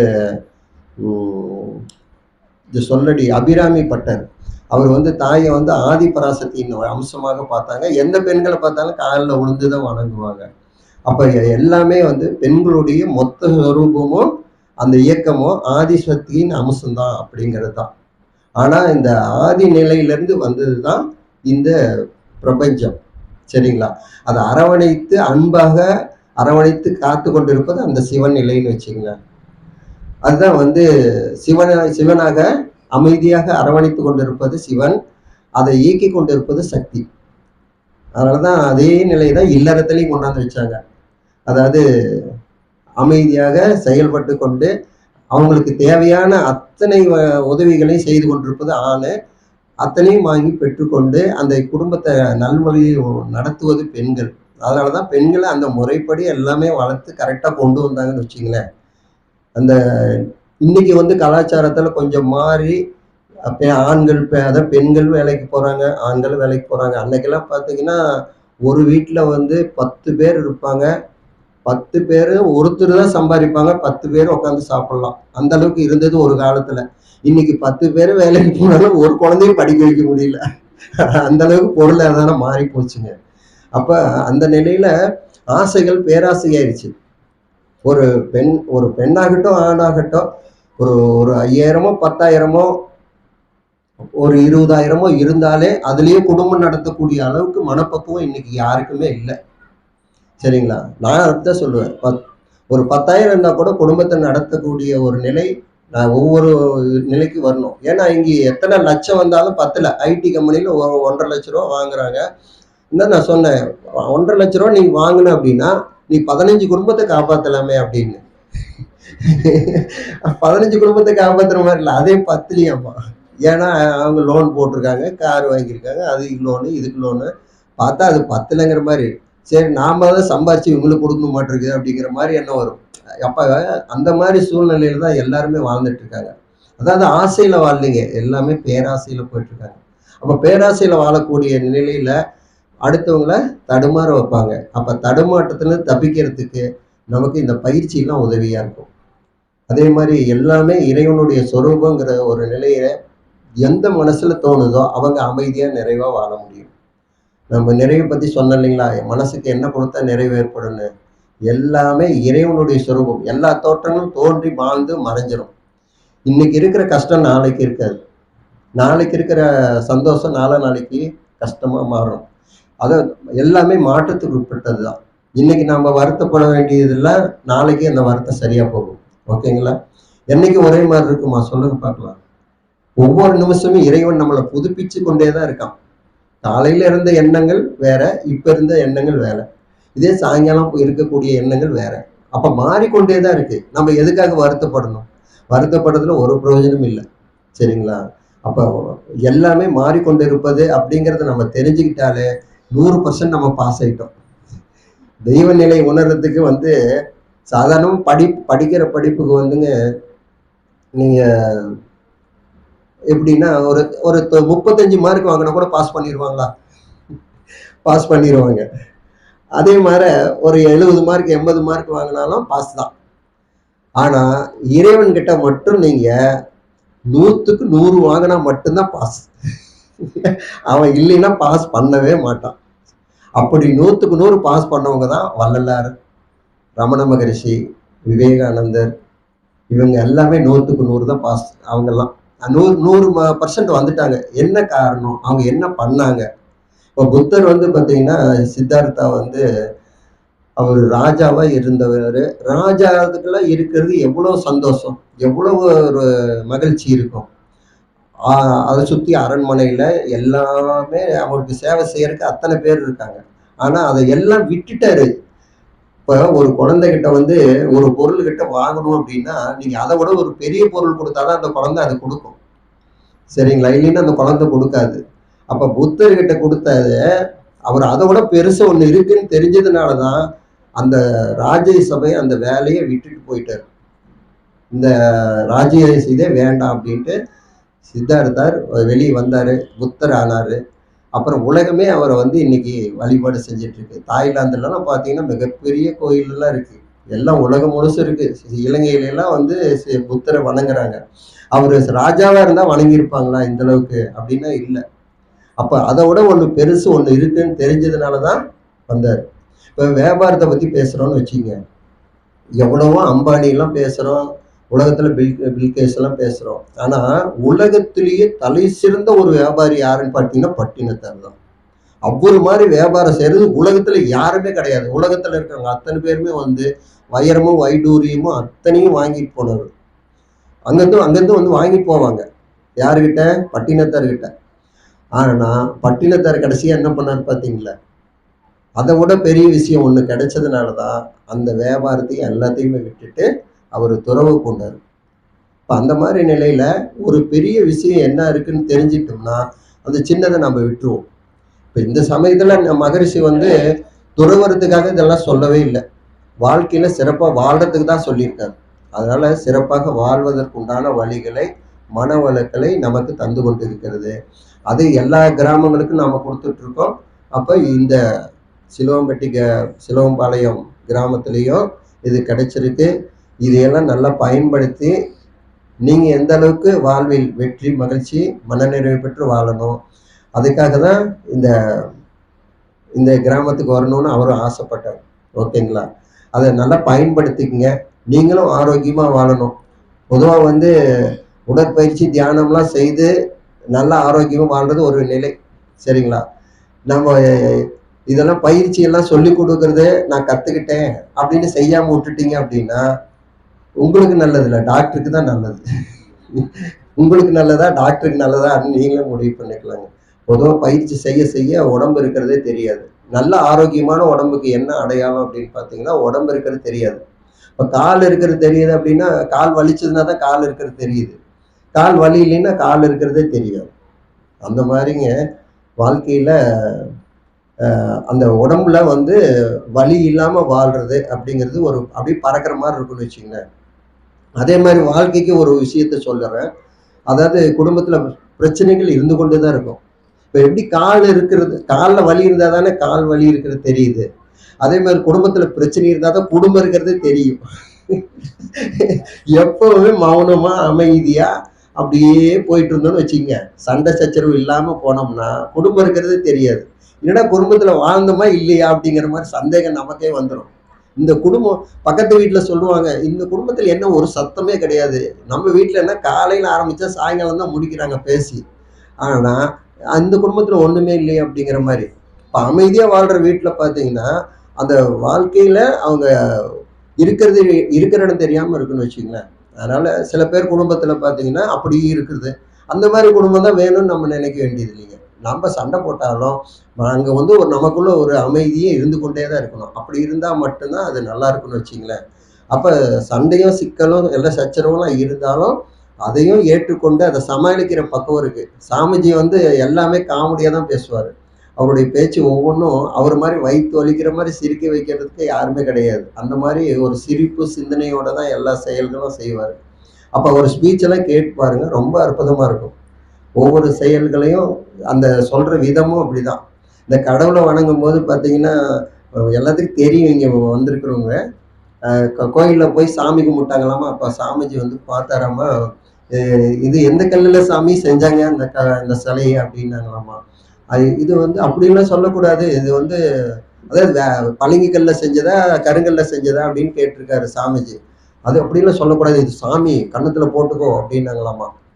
அப்புறம் வீட்டில் போய் சாப்பிடும் போது அப்பெல்லாம் வந்து கல் இருக்கும் இல்லையா சாப்பாட்டில், இவர் சாப்பிடும் போது கல் வாயில இருந்ததாமா. ஐயோ சின்னசாமி அப்படின்னாராமா. அப்போ சின்னசாமின்னா என்ன சின்னசாமின்னா, நீ தான் கல்லுன்னு சொல்லக்கூடாது இல்லை, அது சாமி தானே கல்லு, வாயில இருந்த கல்லு எடுத்து சின்னசாமின்னாராமா. ஐயோ சாமி வாடி. அதே அந்த மாதிரி சிரிக்க வைப்பாரு, சிந்தனையோட சிரிக்க வைப்பாருன்னு வச்சுங்களேன். அப்ப இந்த மாதிரி சாமிஜியோட தத்துவத்திலையும் நீங்க கேட்கும் போது அவ்வளவு ஒரு சிரிப்பு கலந்த ஒரு நிலையில தான் மகரிஷி இந்த சமுதாயத்துக்கு கொடுத்துருக்காரு. அதுல நிறைய இருக்கு. உங்களுக்கு வந்து கடல் மாதிரின்னு வச்சுக்கலேன். நம்ம எடுக்கிறது அளவா கரெக்டா முறையா எடுத்துக்கிட்டு நம்ம வாழ்க்கைக்கு என்ன வேணுமோ அதை நம்ம அப்ளை பண்ணிக்கலாம்.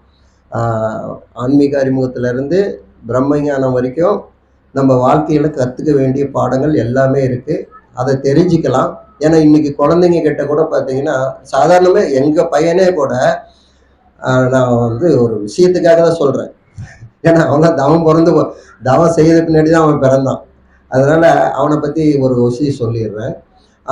ஒரு இடத்துல பார்த்தீங்கன்னா நாங்கள் வண்டியில் போயிட்டு இருக்கோம். அப்போ பார்த்தீங்கன்னா அவனுக்கு ஒரு 3 வயசு இருக்கும். அப்போதான் பேச ஆரம்பிக்கிறான். அவன் பேச ஆரம்பித்து கொஞ்சம் நல்லா பேசுவான்னு வச்சுங்களேன். அப்போ ஒரு இடத்துல போகும்போது இந்த மாதிரி கூட்டமாக உட்காந்துருந்தாங்க. என்னப்பா இவ்வளோ கூட்டமாக உட்காந்துருக்காங்க அப்படின்னு கேள்வி கேட்டான். அப்போ கேள்வி கேட்கும்போது நான் வந்துட்டு இந்த வீட்டில் வந்து பார்த்தீங்கன்னா ஒரு தாத்தா வயசானவர் இருந்தார்ல, அவர் இறந்துட்டாருப்பா அப்படின்னு சொன்னேன். அப்புறம் சரி அப்படின்ட்டு விட்டுட்டான்னு நினச்சேன்.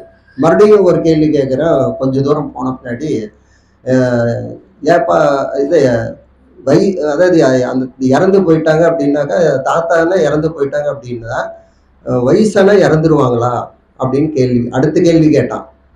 ஆமா வயசானா எல்லாருமே இறந்துருவாங்க, அதே மாதிரிதான் இப்ப நம்ம தாத்தாலாம் இருக்காங்கல்ல, வயசானா இறந்துருவாங்கடா அப்படின்னு சொன்னேன். அப்ப மறுபடியும் ஒரு கேள்வி கேட்கறான்.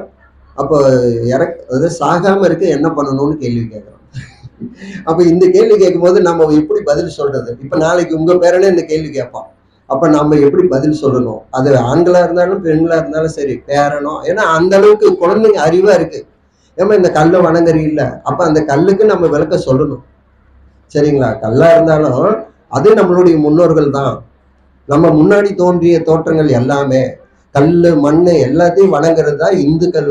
அதாவது ஒரு ஆன்மீகத்துல ஒரு பண்பாடு அப்படிங்கிற மாதிரி நம்ம எல்லாத்தையும் சொல்லணும். ஏன்னா மரம் மட்டை எல்லாத்தையும் தானே வச்சு வணங்குறோம்.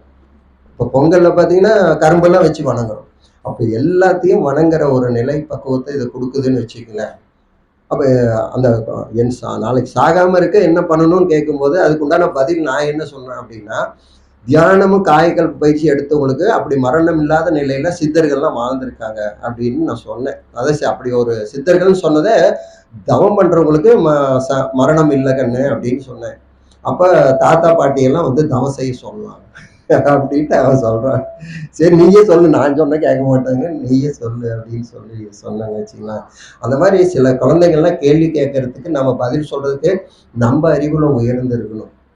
அதான் எந்த ஒன்றை அறிந்து கொண்டால் அனைத்தும் அறிந்து கொள்ளலாமோ அந்த ஒன்றை அறிந்து கொள்வதுதான் அதுதான் மனவளக்கலைன்னு வச்சுக்கலேன். ஏன்னா இது வேதாத்திரி மகரி சொன்னாத கருத்துக்களே கிடையாது. அத்தனையும் பொருளாதாரத்துல உயர்வா மனவளக்கலையில அதுக்கும் சொல்யூஷன் கிடைக்கும், தெய்வ நிலையை உணர்வதற்கும் கிடைக்கும். அப்ப மகிழ்ச்சியில முழுமையான மகிழ்ச்சியா எந்த நிலையும் வாழக்கூடிய பக்குவத்தை உண்டாக்கி கொடுப்பது மனவளக்கலை. சரிங்களா? சந்தோஷம். வாழ்க வளமுடன். நிறைவு செய்துக்கலாமா? சரி.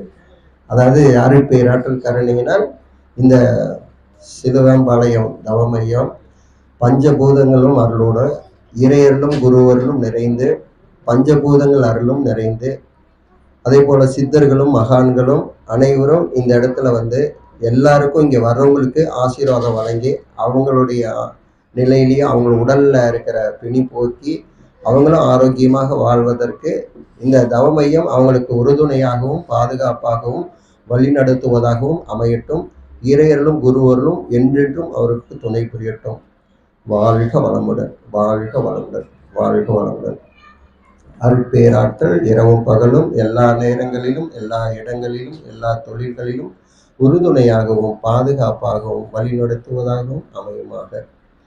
இங்கு வருவோர் அனைவருக்கும் உடல் நலம், நீண்ட ஆயுள், நிறை செல்வம், உயர்ப்புகள், வாழ்க்கையில் அனைத்து வளங்களும் நிறைவாக பெற்று மெய்ஞானத்தோடு ஓங்கி வாழ்க வளமுடன், வாழ்க வளமுடன். சிலுவம்பாளையம் தவமையம் வாழ்க வளமுடன். சிலுவம்பாளையம் தவமையம் வாழ்க வளமுடன். சிலுவம்பாளையம் தவ மக்கள் அனைவரும் பயன்பெற வாழ்க வளமுடன். சிலுவம்பாளையம் தவமையம் மக்கள் அனைவரும் பயன்பெற வாழ்க. சிலுவம்பாளையம் தவமையம் மக்கள் அனைவரும் பயன்பெற வாழ்க வளமுடன், வாழ்க வளமுடன். நன்றி, வணக்கம்.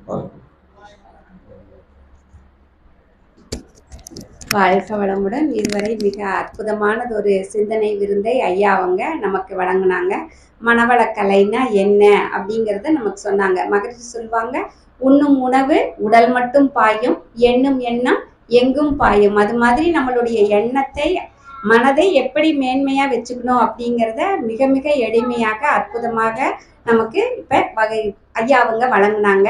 அடுத்ததாக வாழ்த்துறை வழங்குவதற்காக துணை பேராசிரியர் சாந்தாமணி அம்மா அவர்களை அழைக்கிறோம். வாழ்க வளமுடன்.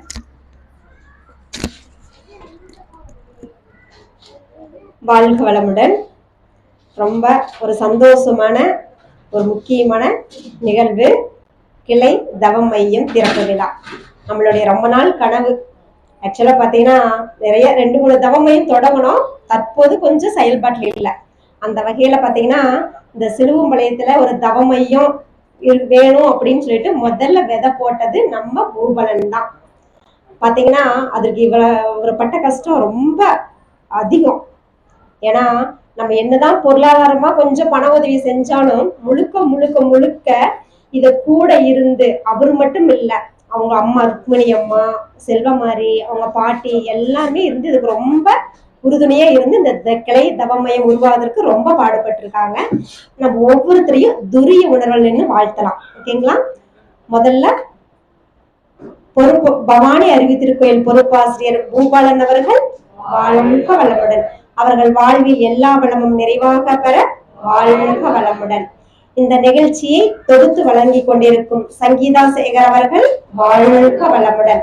அவர்கள் வாழ்வில் எல்லா வளமும் நிறைவாக பெற வாழ்க வளமுடன். இந்த நிகழ்ச்சியில் இறைவணக்கம் குரு வணக்கம் பாடிய கவிதா செல்வமாரி அவர்கள் வாழ்க வளமுடன். அவர்கள் வாழ்வில் எல்லா வளமும் நிறைவாக பெற வாழ்க வளமுடன்.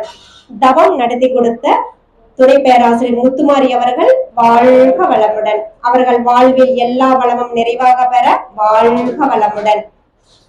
தலைமுறையாற்றிய நம்ம மன்ற தலைவர் ரங்கசாமி ஐயா அவர்கள் வாழ்க வளமுடன். அவர்கள் வாழ்வில் எல்லா வளமும் நிறைவாக பெற வாழ்க வளமுடன். இந்த நிகழ்ச்சியில் வந்து பாத்தீங்கன்னா ரொம்ப சிறப்பா ஒரு சிறப்புரை வழங்கிய கோவிந்தராஜ் ஐயா அவர்கள் வாழ்க வளமுடன். அவருடைய வாழ்வில் எல்லா வளமும் நிறைவாக பெற வாழ்க வளமுடன். இந்த நிகழ்ச்சியில் வரவேற்புரை கொடுத்த மலர்வழி ராஜன் அம்மா அவர்கள் வாழ்க வளமுடன். அவர்கள் வாழ்வில் எல்லா வளமும் நிறைவாக பெற வாழ்க வளமுடன். மேலும் தன்னுடைய அனுபவத்தை வந்து அனுபவ உரைய சொன்ன இந்த கிராம மக்கள் சார்பாக வந்து சொன்ன சேகர் ஐயா அவர்கள் வாழ்க வளமுடன். மேலும் இந்த கிராம மக்கள் சார்பாக வந்து கலந்து கொண்ட ஈஸ்வரமூர்த்தி ஐயா அவர்கள் வாழ்க வளமுடன். இந்த நன்றியுரை கூட வரும் பூபாலன் ஐயா அவர்கள் வாழ்க வளமுடன். அவர்களுடைய அன்பு குடும்பம் வாழ்க வளமுடன். அவர்கள் வாழ்வில் எல்லா வளமும் நிறைவாக பெற வாழ்க வளமுடன். மீண்டும் ஒரு முறை இந்த சிலுவம்பாளையத்தையும் இதில் வாழும் கிராம மக்கள் அனைவரையும் நம்ம எல்லாம் மனதார வாழ்த்துறோம். சிலுவம்பாளையம் கிராமம் வாழ்க வளமுடன். சிலுவம்பாளையம் கிராமம் வாழ்க வளமுடன். இங்கு வாழக்கூடிய மக்கள் அனைவரும் வாழ்க வளமுடன். அந்த மக்கள் அனைவருடைய அருளாதாரம் பொருளாதாரம் வாழ்க வளமுடன். அனைவருடைய அன்பு குடும்பமும் வாழ்க வளமுடன். அவர்கள் வாழ்வில் எல்லா வளமும் நிறைவாக பெற வாழ்க வளமுடன். மேலும் இந்த விழாவிற்கு உறுதுணையாக வந்து நம்ம பவானி அருவி திருக்கோயில் அன்பர்கள் அனைவரும் வாழ்க வளமுடன். அவர்கள் வாழ்வில் எல்லா வளமும் நிறைவாக பெற வாழ்க வளமுடன். வாழ்க வளமுடன். வாழ்த்துரை வழங்கிய அம்மா அவர்களுக்கு நன்றி. அடுத்ததாக நன்றி உரை கூற துணை பேராசிரியர் பூபாலன் அவர்களை அழைக்கிறோம். குரு வாழ்க, குருவே துணை. வாழ்க வையகம், வாழ்க வையகம், வாழ்க வளமுடன். இங்க தவமையை ஆரம்பிக்கணும்னு என்னோட பல நாள் கனவுன்னு சொல்லலாம். கிட்டத்தட்ட ஒரு 4 வருஷமா என் மனசுல ஓடிட்டே இருந்தது. 15 நாளுக்குள்ள முடிச்சிடலாம் அப்படின்னு ஆரம்பிச்சேன். ஆனா 6 மாசம் எப்படியோ ஒரு வழியா ஒரு செட்டு மாதிரி போட்டு இங்க கிளாஸ் நடத்துறதுக்கு ரொம்ப உறுதுணையா நிறைய பேர் எல்லாருமே ஓப்பனா சொல்றேங்க. இதுல என்னோட அமௌண்ட்டுன்னு நான் முழுசா போட்டு எதுவுமே பண்ணல. எல்லாமே நன்கொடையில தான் செஞ்சேன். முதல்ல நன்கொடை 2000 ரூபா கொடுத்து ஆரம்பிச்சு வச்சது அவங்க உட்காந்துட்டு கலந்த செல்வம் மாமா அவங்க தான். அவங்க ஆரம்பிச்சது கிட்டத்தட்ட இப்ப 1 லட்சம் ரூபாய்க்கு பக்கமா எல்லாருமே நன்கொடையாவே வெளியிருந்து கொடுத்தாங்க. இப்ப கூட ஒரு 5 நிமிஷத்துக்கு முன்னாடி ஒரு 5000 ரூபாய் சாப்பாட்டுக்கு நன்கொடை கொடுத்தாங்க. அப்ப அந்த அளவுக்கு இதுல எல்லாருமே அனுபவப்பட்டு எல்லாரும் நன்கொடை கொடுத்து ஒத்துழைப்பு செஞ்சதுனாலதான் என்னால இந்த ஊர்ல ஒரு தவ மையம் ஆரம்பிக்க முடிஞ்சது. இதே போல பல தவ மையம் ஆரம்பிக்கணும் ஒவ்வொரு கிராமங்கள்லயும். இப்ப இங்க ஆரம்பிச்ச மாதிரியே இன்னும் ஒரு 6 மாசம் அல்லது 1 வருஷத்துக்குள்ள இங்க பக்கத்து ஊர்ல இருக்கிற பொன்னம்பாளையம் எங்களுக்கு ஊருக்கு எல்லாம் பக்கத்துல நிறைய கிராமங்கள் இருக்கு. அங்க எல்லாமே போய் என்னால முடிஞ்ச அளவுக்கு என்னென்ன செய்ய முடியுமோ இங்க கிளாஸ் நடத்திக்கிட்டு அங்க போய் கத்து கொடுத்துட்டு வரலாங்கிற ஒரு முடிவுல இருக்கு. அப்ப அங்கேயும் கிளை தவ மையம் இன்னும் நிறைய ஓபன் பண்ண அனைவரும் இதே போல ஒத்துழைப்பு தருமாறு அன்போடு கேட்டுக்கொள்கிறேன். அனைவருக்கும், அதாவது என்னால வரிசையா சொல்லணும் அப்படின்னா கிட்டத்தட்ட ஒரு 50-60 பேருக்கு மேல இருக்கு. அதனால அனைவருக்கும் எனது சிரம் தாழ்ந்த நன்றியுடன் வணக்கத்தையும் வாழ்க வளமுடன் என்ற மகரிஷி அவர்களை வாழ்த்துறையும் சொல்லி நிறைவு செய்கிறேன். வாழ்க வளமுடன், வாழ்க வளமுடன். அனைவரும் சேர்ந்து உலக நல வாழ்த்து. எனக்கு ஒரு பழக்கம் இருக்குதுங்க.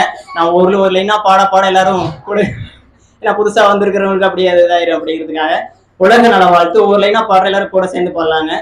உலகமெல்லாம் பருவமழை ஒத்தபடி